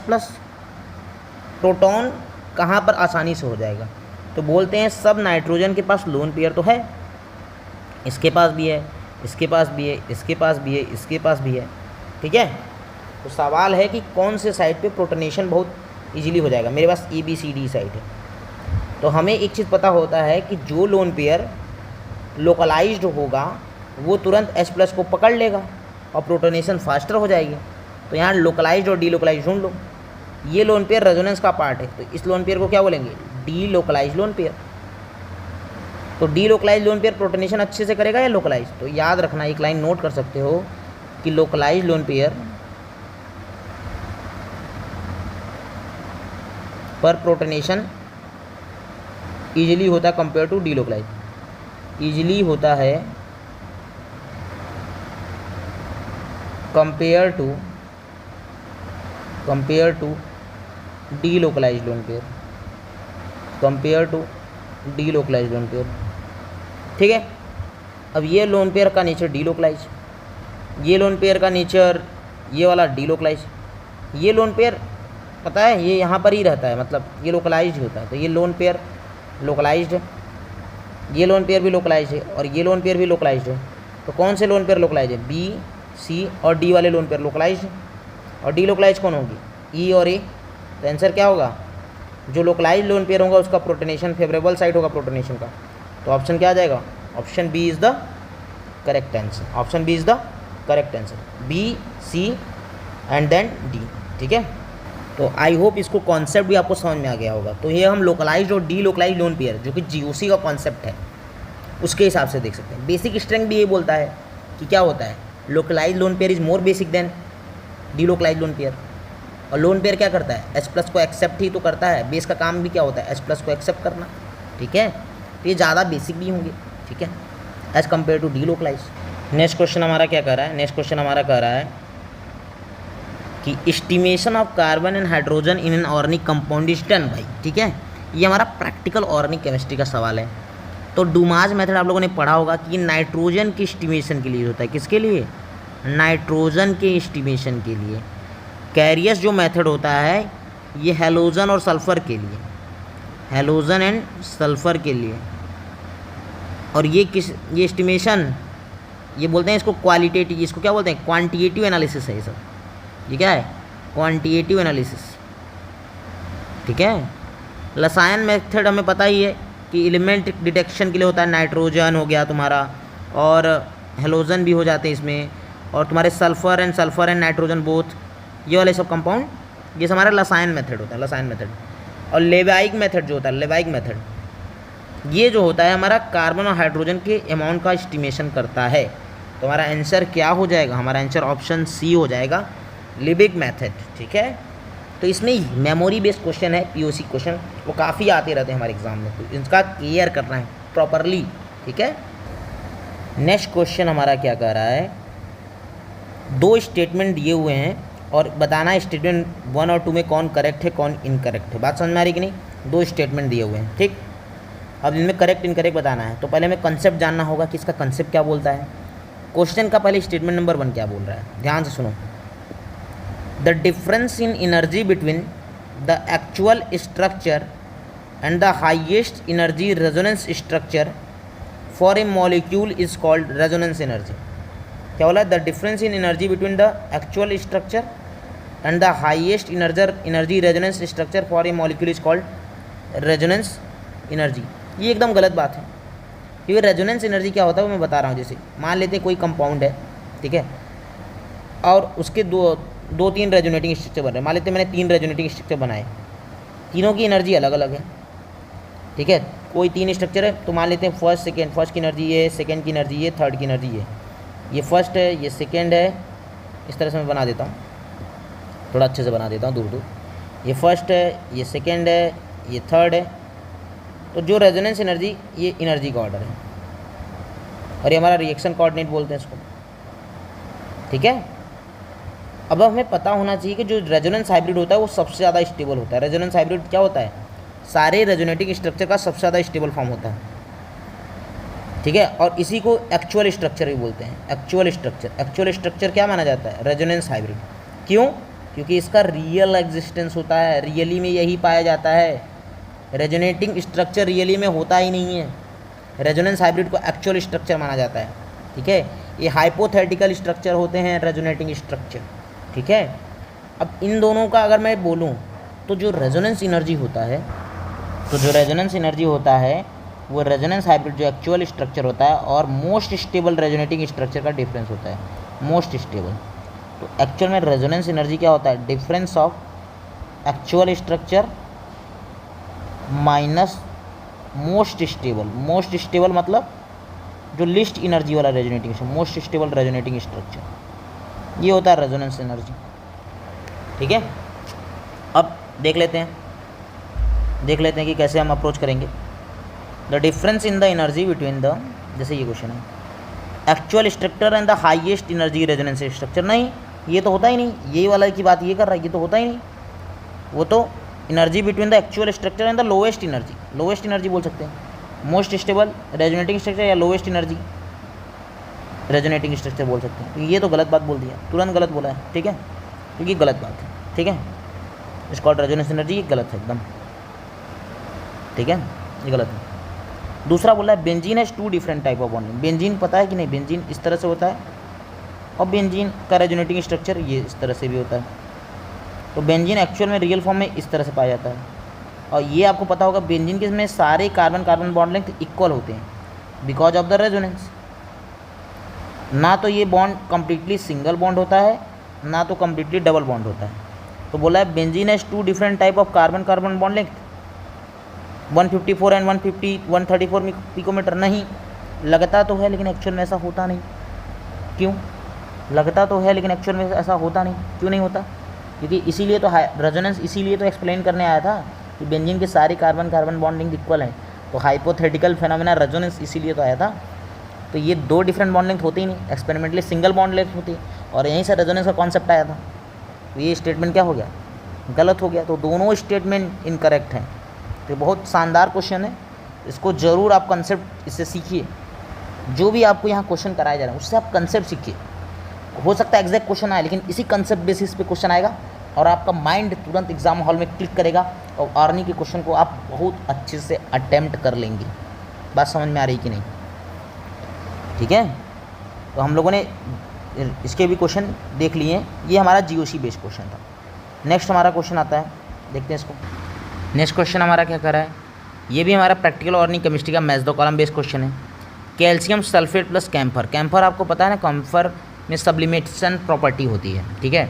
तो अगर मेरे जो कैल्शियम सल्फेट में कैम्फर है तो हम उसको सेपरेट आउट कर सकते हैं, क्योंकि ये सब्लिमेबल, ठीक है, हमारा हो जाएगा कंपाउंड, ठीक है। तो हम इसको कर सकते हैं किस प्रोसेस से? सॉलिड से गैस, सब्लिमेशन। तो ए का थर्ड हो जाएगा। अब जैसे ही एक का थर्ड हुआ बाकी ऑप्शन ऐसे ही कैंसिल आउट हो गया। तो एग्जाम हॉल में भी ऐसा रहेगा, अगर आपको कोई भी एक ऑप्शन मैच द कॉलम में नज़र आ रहा है तो मैच द कॉलम क्वेश्चन छोड़ना नहीं है, क्योंकि एक या दो ऑप्शन से भी काम हो जाता है, लेकिन जो पता है वो एकदम परफेक्टली याद होना चाहिए।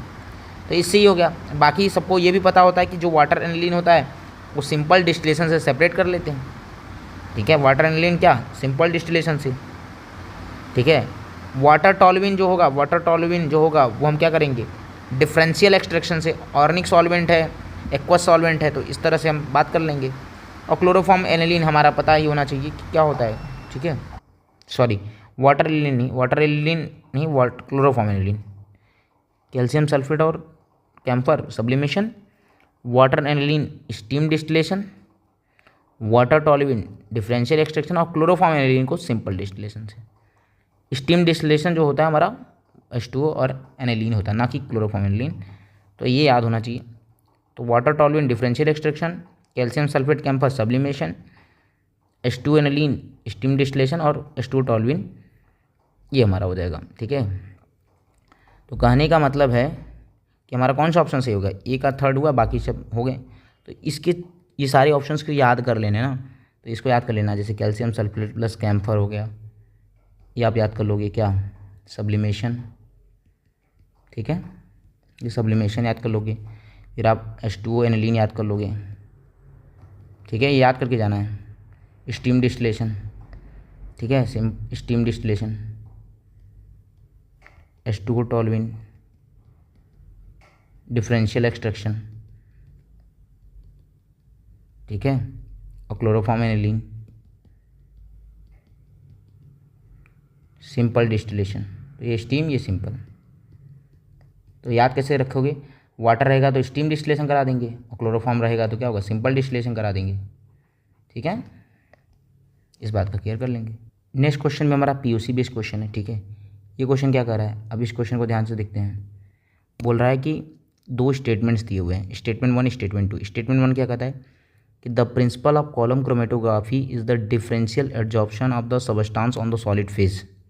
और दूसरा स्टेटमेंट 2 कर रहा है paper chromatography is a type of partition chromatography, ठीक है। तो ये जो हमारा स्टेटमेंट 2 है एकदम करेक्ट है। ये जो पेपर क्रोमेटोग्राफी होता है ये पार्टीशन क्रोमेटोग्राफी का एग्जाम्पल होता है। और स्टेटमेंट 1 क्या कर रहा है, the principle of column chromatography is differential absorption of the substance on the solid phase. तो ये बात भी सही है, डिफरेंशियल एब्जॉर्प्शन नहीं, यहाँ होगा डिफरेंशियल एडजॉर्प्शन। एब्जॉर्प्शन नहीं, एडजॉर्प्शन होता है, एडजॉर्प्शन डिग्रीज की बात करते हैं ऑन द सॉलिड फेज, तो यहाँ एब्जॉर्प्शन हो गया। एडजॉर्प्शन फिनोमेना नहीं होता, ये एडजॉर्प्शन, एडजॉर्ब होना, सरफेस पे एडजॉर्ब होना, सरफेस के बल्क में नहीं जाना, सरफेस पे एडजॉर्ब हो जाना, ठीक है। तो क्या हो जाएगा, स्टेटमेंट 1 इज़ इनकरेक्ट और स्टेटमेंट 2 इज़ करेक्ट, ठीक है। स्टेटमेंट 1 इज़ इनकरेक्ट और स्टेटमेंट 2 इज़ करेक्ट। तो ऑप्शन क्या आ जाएगा, ऑप्शन आ जाएगा हमारे पास C ऑप्शन आ जाएगा, ठीक है। नेक्स्ट क्वेश्चन हमारा क्या है, नेक्स्ट क्वेश्चन हमारा ये है, बोला एक रिएक्शन है और उसमें ये रिएजेंट डाल दिया, A बन गया, और ये रिएजेंट डाल दिया, B बन गया। तो बताना है प्रोडक्ट B क्या बनेगा। तो पहले इस रिएजेंट का वर्क समझ में आना चाहिए। तो जो ये होता है रिएजेंट, इसका वर्क H2PdBSO4 का जो वर्क होता है ये क्या होता है, H2PdBSO4 होता है, ये सिस एल्किन बनाता है। क्या बनाता है, सिस एल्किन।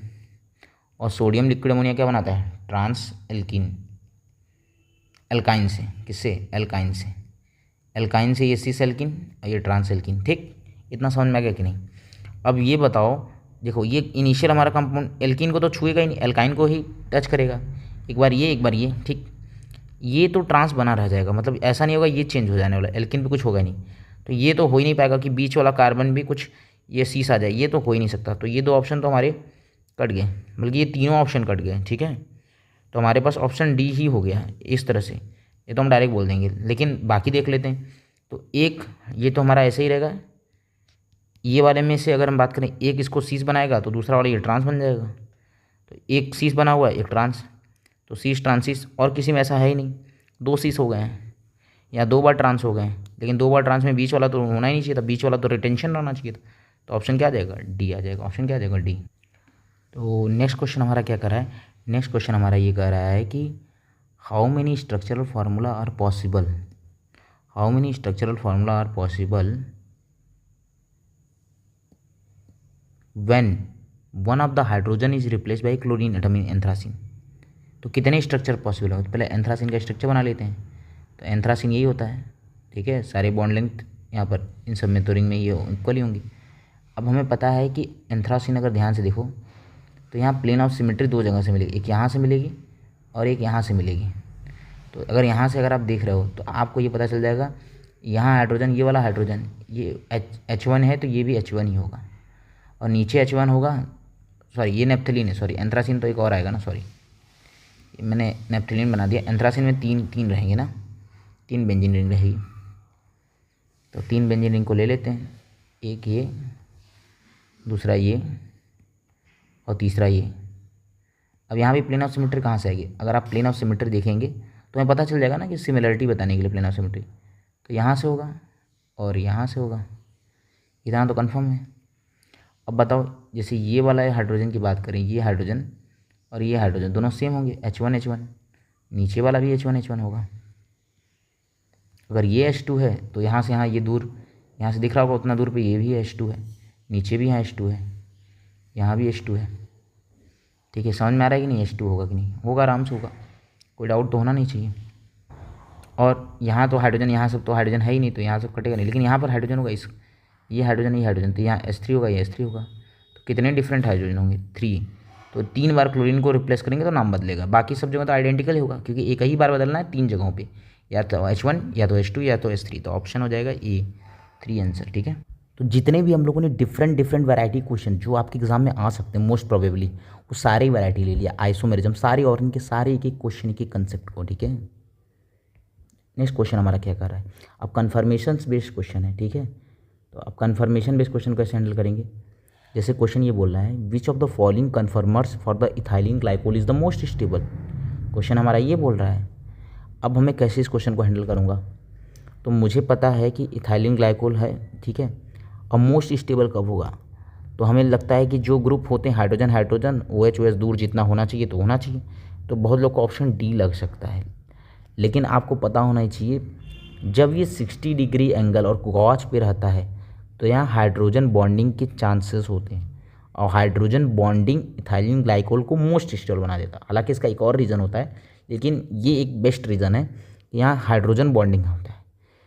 तो तुम्हें लगेगा कि यार रिपल्सन भी हो सकता है, लेकिन हाइड्रोजन बॉन्डिंग के कारण ये जो इसका गॉच फॉर्म होगा इसके एंटी फॉर्म से ज़्यादा होता है। ठीक है, गॉच इज़ ग्रेटर देन एंटी। तो इसका ऑप्शन क्या हो जाएगा, इसका ऑप्शन आएगा सी हो जाएगा। क्या हो जाएगा, सी हो जाएगा।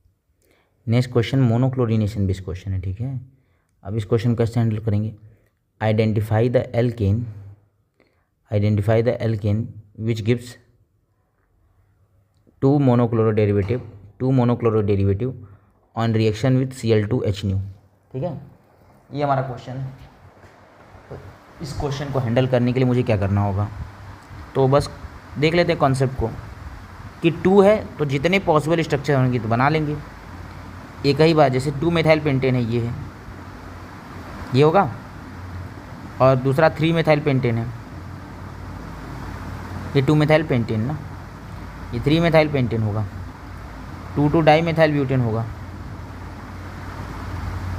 और होगा 2,3 डाई मेथाइल ब्यूटेन होगा, ये होगा ना, ये और ये। ठीक, अब हम बात कर लेते हैं कौन 2 मोनोक्लोरो डेरिवेटिव। अब क्लोरीन H डालेंगे तो ये क्या करता है, ये Cl2H क्या करेगा, ये देगा Cl dot plus Cl dot, radical generate करेगा, और इसको हाइड्रोजन रेडिकल पसंद है तो यहाँ बना सकता है, यहाँ।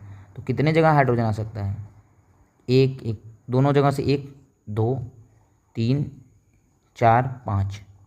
ठीक है, 5 पॉसिबिलिटी यहाँ से बनेगी 2 मेथाइल पेंटेन के लिए। इसके लिए ये दोनों तो सिमिलर होगा, ये दोनों भी सिमिलर हो गया, तो 1 1, मतलब यहाँ से 1 1, यहाँ से 2 2, लेकिन यहाँ से 1 निकलेगा 3 और यहाँ से 1 निकलेगा, तो टोटल कितने बन जाएंगे, तो 4 हो जाएंगे।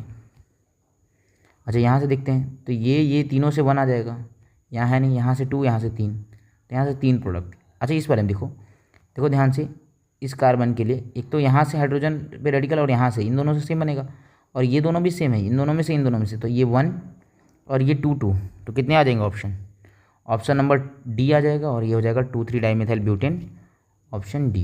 क्या हो जाएगा, ऑप्शन डी, ठीक है, ऑप्शन डी इसका करेक्ट आंसर हो जाएगा 2,3 डाइमिथाइल ब्यूटेन, ठीक है। नेक्स्ट क्वेश्चन हमारा स्टेटमेंट बेस्ड और एनसीईआरटी का क्वेश्चन है, बहुत अच्छा सवाल है। क्वेश्चन क्या कर रहा है, क्वेश्चन कह रहा है 2 स्टेटमेंट दिए, स्टेटमेंट 1 और 2 के बारे में बताना है। तो पहला स्टेटमेंट बोल रहा है कि बेंजीन जो 1,2-बेंजा एंथ्रासीन है, 1,2-बेंजा एंथ्रासीन है, एक कार्सिनोजेनिक होता है। हाँ, एकदम सही स्टेटमेंट, अगर आप एनसीईआरटी में पढ़ेंगे तो मिलेगा आपको कि 1,2-बेंजा एंथ्रासीन इज कार्सिनोजेनिक, तो एकदम करेक्ट स्टेटमेंट। और दूसरा बोल रहा है कि 2,2-डाइमिथाइल प्रोपेन, जैसे 2,2-डाइमिथाइल प्रोपेन है, has more melting point than pentane, दोनों आइसोमर्स हैं, लेकिन इसकी मेल्टिंग पॉइंट ज़्यादा होती है, बॉइलिंग पॉइंट इसकी ज़्यादा होती है, लेकिन मेल्टिंग पॉइंट इसकी ज़्यादा होती है because of crystal lattice packing, because of crystal lattice packing, because of crystal lattice packing. तो दोनों स्टेटमेंट हमारे क्या हैं, करेक्ट है, both statement 1 and 2 are correct. ये उम्मीद करते हैं समझ में आ गया होगा। तो ये कंसेप्ट बेस्ड क्वेश्चन आते हैं जो थ्योरेटिकल एनसीईआरटी बेस्ड क्वेश्चन है, आपको नीट के एग्जाम में देखने को मिलेंगे। नेक्स्ट क्वेश्चन हमारा क्या कर रहा है, which of the following compound decolourises pink colour of Baeyer reagent. तो एक चीज़ पता होना चाहिए, बेयर रिएजेंट पहले क्या होता है, सबको पता होता है, कोल्ड डाइल्यूट एल्कलाइन KMnO4 को ही बेयर रिएजेंट बोलते हैं। कोल्ड डाइल्यूट एल्कलाइन KMnO4 को क्या बोलते हैं, बेयर रिएजेंट, क्या बोलते हैं, Baeyer reagent. Cold dilute alkaline KMnO4 को क्या बोलते हैं, बेयर्स रिएजेंट, ठीक। ये हमारा बेयर्स रिएजेंट होता है। और ये किसके लिए होता है, ये हमारा होता है, it is a test for, मतलब अनसेचुरेशन, अनसेचुरेशन का टेस्ट होता है।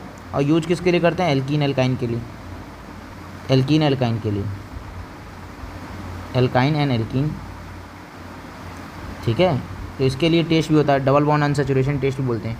इसमें क्या होगा, अगर पाई बॉन्ड होगा तो वो क्या करेगा, पर्पल से ब्राउन कलर हो जाएगा, क्या हो जाएगा, पर्पल टू ब्राउन कलर, ठीक है। MnO2 के फॉर्मेशन से डीकलराइज कर देता है, पर्पल कलर को डीकलराइज करता है। तो बेंजीन होगा, तो बेंजीन में लोगों को लगता है कि पाई बॉन्ड है, लेकिन बेंजीन बहुत एरोमेटिक कंपाउंड है। ये Br2 जो हमारे पास कोल्ड डाइल्यूट एल्कलाइन KMnO4 है, उसके साथ रिएक्शन नहीं देता है, एल्केन नहीं देगा, 1,2-डायोल नहीं देगा, एल्काइन, इथाइन है, एल्कीन होता तो एल्कीन, एल्काइन है तो एल्काइन, तो ऑप्शन क्या हो जाएगा, बी हो जाएगा।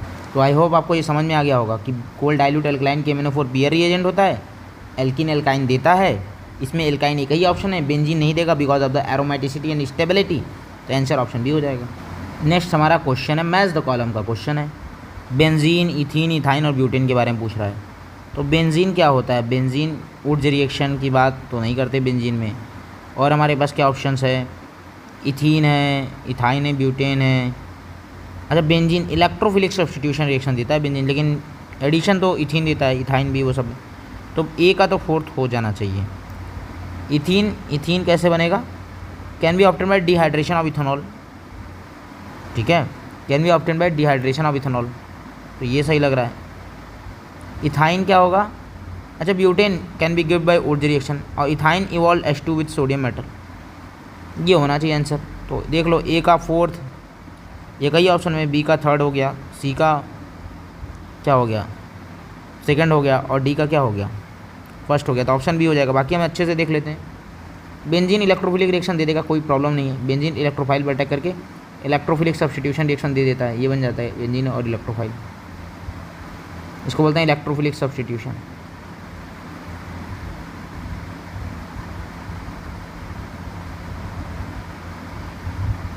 बेंजीन इलेक्ट्रोफिलिक सब्स्टिट्यूशन रिएक्शन दे देगा, ठीक है। नेक्स्ट हमारे पास क्या है, इथीन। अब इथीन है हमारे पास, अब इथीन के बारे में बात कर लेते हैं। इथीन होगा, इथीन कैसे बनता है, इथीन, इथीन इस तरह से बनता है, इथेनॉल का H2SO4 के साथ रिएक्शन करा देंगे, CH2 CH2OH HOH, H2SO4 के साथ रिएक्शन कराएंगे तो क्या हो जाएगा, OH2 पॉजिटिव, यहाँ से निकल जाएगा, ये एल्कीन बन जाएगा। तो इसको क्या बोल देंगे, dehydration of alcohol, dehydration of alcohol. Next है एल्काइन, इथाइन, इथाइन जैसे ये CH ट्रिपल बॉन्ड CH से इथाइन, इथाइन है, एसिड बेस रिएक्शन हो जाएगी, इथाइन है। इथाइन कैसे बनेगा, evolve hydrogen when treated with sodium metal, sodium metal होगा तो ये हाइड्रोजन इवॉल्व कर देता है, एसिड मेटल और सॉल्ट, एसिड के साथ रिएक्शन करके सॉल्ट बन जाएगा, प्लस हाफ हाइड्रोजन गैस, तो ये इथाइन भी हो गया। ये हो गया dehydration of alcohol, electrophilic substitution. और क्या, ब्यूटेन, ब्यूटेन कैसे बन जाएगा? ब्यूटेन बढ़ जाएगा उड्स रिएक्शन से। एल्किलाइड ले लेंगे 2 मोल और sodium metal in presence of dry ether ले लेंगे तो ब्यूटेन बन जाएगा। 1 2 कार्बन 4 कार्बन हो जाएगा। ठीक है, ये ब्यूटेन बन जाएगा। तो हम लोगों ने एकदम सही से इस क्वेश्चन को अप्रोच कर लिया, तो ये हमारा ऑप्शन बी हो जाएगा। ठीक है, ठीक। नेक्स्ट क्वेश्चन की हम बात करते हैं। बोल रहा है कि which of the following reaction is expected to readily give a hydrocarbon product in good yield. तो हाइड्रोकार्बन प्रोडक्ट किस में सबसे अच्छे से आएगा? तो जो सबसे अच्छा यील्ड होता है वो इलेक्ट्रोलाइसिस रिएक्शन में होता है। तो ये आप याद ही कर लीजिएगा कि हाइड्रोकार्बन का जो यील्ड होता है, बेस्ट यील्ड किस में आता है? इलेक्ट्रोलाइसिस रिएक्शन में आएगा। तो यही हमारा ऑप्शन ये हो जाएगा। बाकी सब में आएगा लेकिन सबसे ज़्यादा किस में आएगा? इलेक्ट्रोलाइसिस रिएक्शन में। ठीक है, नेक्स्ट क्वेश्चन हमारा क्या कर रहा है? ऑर्थोजाइलिन on reaction with reductive ozonolysis. तो ऑर्थोजाइलिन बना लेते हैं। ऑर्थोजाइलिन ये होता है और इसका रिडक्टिव ओजोनोलिसिस कराना है। तो हमें पता है डबल बॉन्ड टूटता है, ऑक्सीजन आएगा। तो अगर यहाँ से डबल बॉन्ड टूट रहा है, यहाँ से डबल बॉन्ड टूट रहा है और यहाँ से डबल बॉन्ड टूट रहा है, तो ध्यान से देखना इस क्वेश्चन को। थोड़ा मैं अच्छे से एक्सप्लेन करूँगा चीज़ों को, तो मैं एकदम अच्छे से एक्सप्लेन करने वाला हूँ।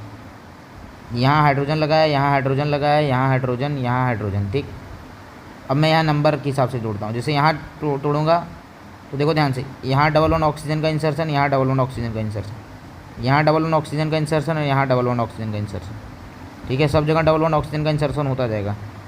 यहाँ डबल बॉन्ड ऑक्सीजन का इंसर्शन और यहाँ डबल बॉन्ड ऑक्सीजन का इंसर्शन, तो हर जगह डबल डबल। अब यहाँ पर CH3 CO, यहाँ भी CO लेकिन H, यहाँ CO CH3 और यहाँ टूटेगा तो COH। ठीक है, ऐसे आ जाएगा। ठीक है,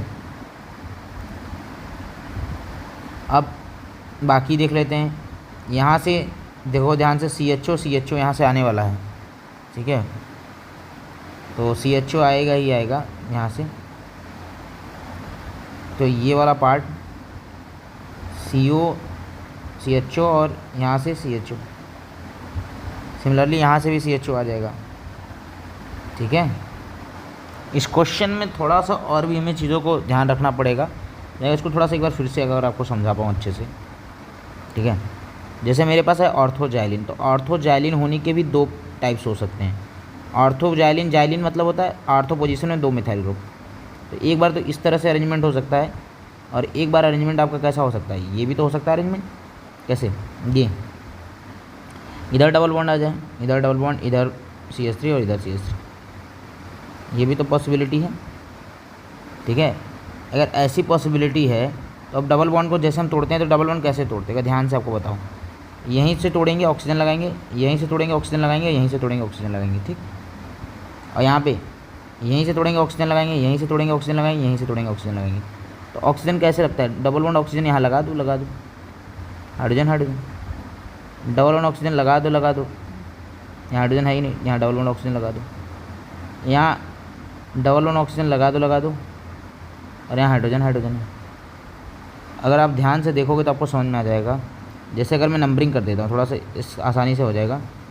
डबल बॉन्ड ऑक्सीजन लगाना है ना, तो अगर मैं 1 2 3 4 5 6 ऐसे नंबरिंग कर देता हूँ, तो ध्यान से अगर आप देखोगे तो 1 और 6 वाला ये बॉन्ड है, CH3, यहाँ CO, यहाँ CHO, ये 1 6 आ गया कार्बन नंबर 1 6।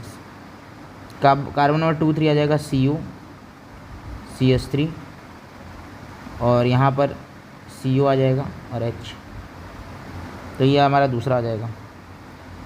ठीक है, CO CH3 CHO। ये नेक्स्ट वाले हमारे कार्बन पे क्या आ जाएगा? इस पे आ जाएगा हमारा, ध्यान से अगर मैं देखूँ तो यहाँ पर कार्बन 4 की बात, ये 1 6 हो गया, ये हमारा 2 3 हो गया। 4 5 की बात कर लेता हूँ थोड़ा सा। 4 5 की बात करूँगा तो क्या आ जाएगा? CHO, यहाँ पे भी CHO। तो ये हमारे पास क्या आ गया? ये सब आ गया। ठीक है, तो अगर हम इसका नाम लिखें तो इसका नाम लिखेंगे, तो नाम लिख दो, यहीं से नंबरिंग करेंगे 2 ऑक्सोप्रोपेनल, और यहाँ पे भी नंबरिंग करेंगे 1 2 3, ये भी हो जाएगा 2 ऑक्सोप्रोपेनल। और ये हमारा है क्या होगा, इथेन डाइयल। और यहाँ से करेंगे तो क्या होगा, यहाँ से करेंगे तो ये CH3 ये CH3 यहाँ रहेगा, यहाँ क्या बन जाएगा CO, यहाँ क्या बन जाएगा CO, बन जाएगा कि नहीं, क्योंकि यहाँ ऑक्सीजन आने वाला है, यहाँ ऑक्सीजन आने वाला है। तो नंबरिंग कर देता हूँ 1 2 3 4 5 6। यहाँ पर भी क्या होगा, यहाँ ऑक्सीजन है तो यहाँ ऑक्सीजन होगा, यहाँ है तो यहाँ ऑक्सीजन, यहाँ ऑक्सीजन, यहाँ ऑक्सीजन, यहाँ ऑक्सीजन। तो ये 1 2 वाला हो गया। नेक्स्ट हम 3 4 वाले की बात कर लेते हैं। तो 3 4 में ये CO, ये CO H हमारा 3 4 हो गया। 5 6 की बात कर लेते हैं, ठीक है। तो ये CHO और ये वाला भी CHO। तो 1 2 3 4 5 6 हो गया। तो क्या आ जाएगा, नाम अगर लिखें तो क्या आ जाएगा, जल्दी जल्दी नाम लिख लो। यहाँ पर ये दोनों तो कॉमन, ये पहले भी आ चुके हैं, ऑब्जर्व प्रोपेनॉल, इस वाले क्वेश्चन में भी। इसका नाम हो जाएगा क्या, 1 2 3 4 ब्यूटेन 1 3 डाइओन, ब्यूटेन 2 3 डाइओन। तो ये भी बनेगा, तो हमारा ऑप्शन डी हो जाएगा। तो हम अरेंजमेंट कैसा करते हैं वो भी, अगर हम चाहें तो इससे बहुत लोग यही 2 ऑप्शन बोल के निकल जाएंगे, लेकिन हमारा अरेंजमेंट ये भी तो पॉसिबल होगा because of the resonating structure. Okay, next question हमारा क्या कर रहा है, क्वेश्चन ये कर रहा है in which of the following which pair has the first compound more reactive than second for SN1 reaction, कि पहला कंपाउंड SN1 का ज़्यादा रिएक्टिव होगा कंपेयर टू SN2। तो जहाँ पर क्लोरीन है वहाँ उसके जस्ट कार्बन में पॉजिटिव चार्ज बना दो, कार्बोकेटाइन, यहाँ कार्बोकेटाइन और यहाँ कार्बोकेटाइन, यहाँ कार्बोकेटाइन, यहाँ कार्बोकेटाइन, यहाँ कार्बोकेटाइन, यहाँ कार्बोकेटाइन और यहाँ कार्बोकेटाइन और यहाँ कार्बोकेटाइन। बोला कौन SN1 में फास्टर होगा। अरे ये कार्बोकेटाइन स्टेबल नहीं होगा तो फर्स्ट वाला इसका ज़्यादा होगा या सेकंड, ये ज़्यादा हो जाएगा। हमें किसको ज़्यादा करना है, फर्स्ट वाले का, तो गलत हो गया। ये कार्बोकेटाइन ज़्यादा स्टेबल होगा, ये कार्बोकेटाइन ज़्यादा स्टेबल होगा। जाहिर सी बात है यहाँ 1 अल्फ़ा H मिलेगा, ठीक है, और यहाँ पे 3 अल्फ़ा H मिल जाएंगे, ठीक है। तो जाहिर सी बात है ये ज़्यादा स्टेबल होगा, तो ये भी नहीं होगा। ये देखें, अच्छा ये कार्बोकेटाइन 2 डिग्री है और यहाँ पर अगर ध्यान से देखो कार्बोकेटाइन के बगल में एक ही अल्फ़ा हाइड्रोजन और यहाँ पे कितने हैं, 3 2 5 हैं, तो ये ज़्यादा हो जाएगा, तो यही हमारा आंसर हो जाएगा। लेकिन बाकी ऑप्शन भी देख लें, ये कार्बोकेटाइन के पास 6 और एक 7 अल्फ़ा H और इस कार्बोकेटाइन के पास मात्र 1 अल्फ़ा H है, तो ये ज़्यादा स्टेबल होगा। तो आंसर क्या हो जाएगा, ये हो जाएगा। तो इस तरह के क्वेश्चन को कैसे करते हैं, जहाँ क्लोरीन होगा वहाँ कार्बोकेटाइन लगा देंगे और इन दोनों फर्स्ट पेयर वाला जो होगा वो कौन ज़्यादा होगा, वो हमारा ऑप्शन सी में होगा, ठीक है। नेक्स्ट क्वेश्चन हमारा मैच द कॉलम का क्वेश्चन है। Question chloroform, carbon tetrachloride, freon 12 और DDT के बारे में पूछ रहा है। तो ये याद होगा, मेमोरी बेस्ड क्वेश्चन है ये, ठीक है, और ये NCERT का क्वेश्चन है, ये आ सकता है, इस तरह क्वेश्चन एग्जाम में इस बार आ सकता है, ठीक है। क्लोरोफॉर्म के बारे में पूछ रहा है, तो क्लोरोफॉर्म बनता क्या है, convert to phosgene in air light. तो इसका एक का थर्ड, जैसे एक का थर्ड हुआ सारे ऑप्शन क्लियर हो गए। बाकी को भी देख लेते हैं। कार्बन टेट्राक्लोराइड बी का होता है सेकंड, ठीक है। पोटेंशियल लिवर टॉक्सिन फॉर, ठीक है, toxin ozone depletion. C number का होगा first, disrupt ozone via free radical mechanism. और DDT होता है क्या, DDT हमारा पेस्टिसाइड के लिए पता ही होता है ना, DDT का यूज करते हैं, तो डी का फोर्थ हो जाएगा। तो पेस्टिसाइड के लिए यूज होता है, ये तो पता ही होता है DDT, ठीक है। तो ये हमारा ऑप्शन हो जाएगा, option A is the correct answer. Next question हमारा क्या कर रहा है, नेक्स्ट क्वेश्चन कर रहा है which of the following statements are true for classification of halogen compound. पहला क्या बोला है, एलाइलिक हैलाइड, क्या बोला है, allylic halides are true about classification of halogen compounds. Allylic halide have the halogen on the carbon adjacent to a double bond. Vinylic halide are more reactive than alkyl halide. Benzylic halide are more reactive than vinylic halide. Aryl halide halogen is directly attached to an sp2 carbon और gem dihalide have halogen on adjacent carbon atom, ठीक है। तो देख लेते हैं क्या ही करना है। Which statement are true about classification of halogen compound, तो देख लेते हैं। तो अब बात क्या करते हैं, allylic halides have the halogen on the carbon adjacent to a double bond। तो पहला स्टेटमेंट क्या है, सही है, एलाइलिक ही होता है ना, have hydrogen atom adjacent to the double bond, ठीक है, जाहिर सी बात है sp3 कार्बन भी होता है, तो स्टेटमेंट तो सही लग रहा है। Vinylic halide are more reactive than alkyl halide. Vinylic halide और एल्काइल हैलाइड है, कौन ज़्यादा रिएक्टिव होगा, ठीक है। तो विनाइलिक नहीं होगा, alkyl halide are more reactive than alkyl, क्योंकि यहाँ पर जो होगा, यहाँ कार्बोकेटायन बन भी नहीं सकता। दूसरी बात की विनाइलिक हैलाइड कोई भी रिएक्शन के लिए रिएक्टिव कैसे होगा, क्योंकि ये रेजोनेंस में है, तो ये तो लीव करना ऐसा टू रिएक्शन ही देगा एल्काइल हैलाइड तो, लेकिन ये दे पाएगा क्या, आसानी से नहीं दे पाएगा, तो ये स्टेटमेंट गलत हो गया। Benzylic halide are more reactive than vinylic halide, एकदम सही बात है, बेंजाइलिक है, ये विनाइलिक से ज़्यादा ही होगा, क्योंकि यहाँ पर स्टेबिलिटी भी आएगी कार्बोकेटायन पॉइंट ऑफ व्यू से देखेंगे तो स्टेटमेंट सही है। फिर उसके बाद in aryl halide halogen is directly attach to the sp2 carbon. हाँ, एराइल हैलाइड में हैलोजन डायरेक्टली अटैच होता है, इसी को बोलते हैं एराइल। और जेम डाइहैलाइड क्या होता है, एक ही कार्बन पे अगर दो हैलोजन आ जाए तो उसको बोलते हैं जेम डाइहैलाइड। ये बोला एडजेसेंट पे आ जाए, एडजेसेंट वाले को क्या बोलते हैं, विसिनल डाइहैलाइड, अगल बगल वाले को। तो ये गलत हो गया, आंसर क्या हो जाएगा, मतलब ये हमारा गलत हो गया, तो और ये सब सही है, तो 1 2 4 सही है, sorry 1 3 4 is the correct answer. ठीक है, आई होप आपको ये समझ में आ गया होगा। तो एक बार मैं फिर से इसको रिपीट कर देता हूँ। इसको बोलते हैं अगर डबल बॉन्ड हैलोजन से डायरेक्टली जुड़ जाए और एक sp3 से जुड़े, अगर sp2 से जुड़े और sp3 से, तो इसको बोलते हैं हैलोजन, इसको बोलते हैं विनाइलिक, इसको बोलेंगे एलाइलिक। और ये हमारे पास अगर डायरेक्ट अगर ये जुड़ जाए, ये sp2 से जुड़े तो इसको बोलते हैं एराइलिक, और यहाँ पर थोड़ा एक के बाद जुड़े तो क्या बोलेंगे इसको, बेंजाइलिक। ठीक है, तो ये बेंजाइलिक sp3 से जुड़ा होता है और विनाइलिक sp2 से जुड़ा होता है। ठीक है, ज़्यादा रिएक्टिव ये होता है, एल्काइल लाइट भी ज़्यादा रिएक्टिव होता है कंपेयर टू इसके, क्यों, क्योंकि यहाँ लोन पेयर रेजोनेंस में होगा इसका, तो ये बॉन्ड इतना इजीली क्लीव नहीं करेगा, टूटेगा नहीं। आई होप आपको समझ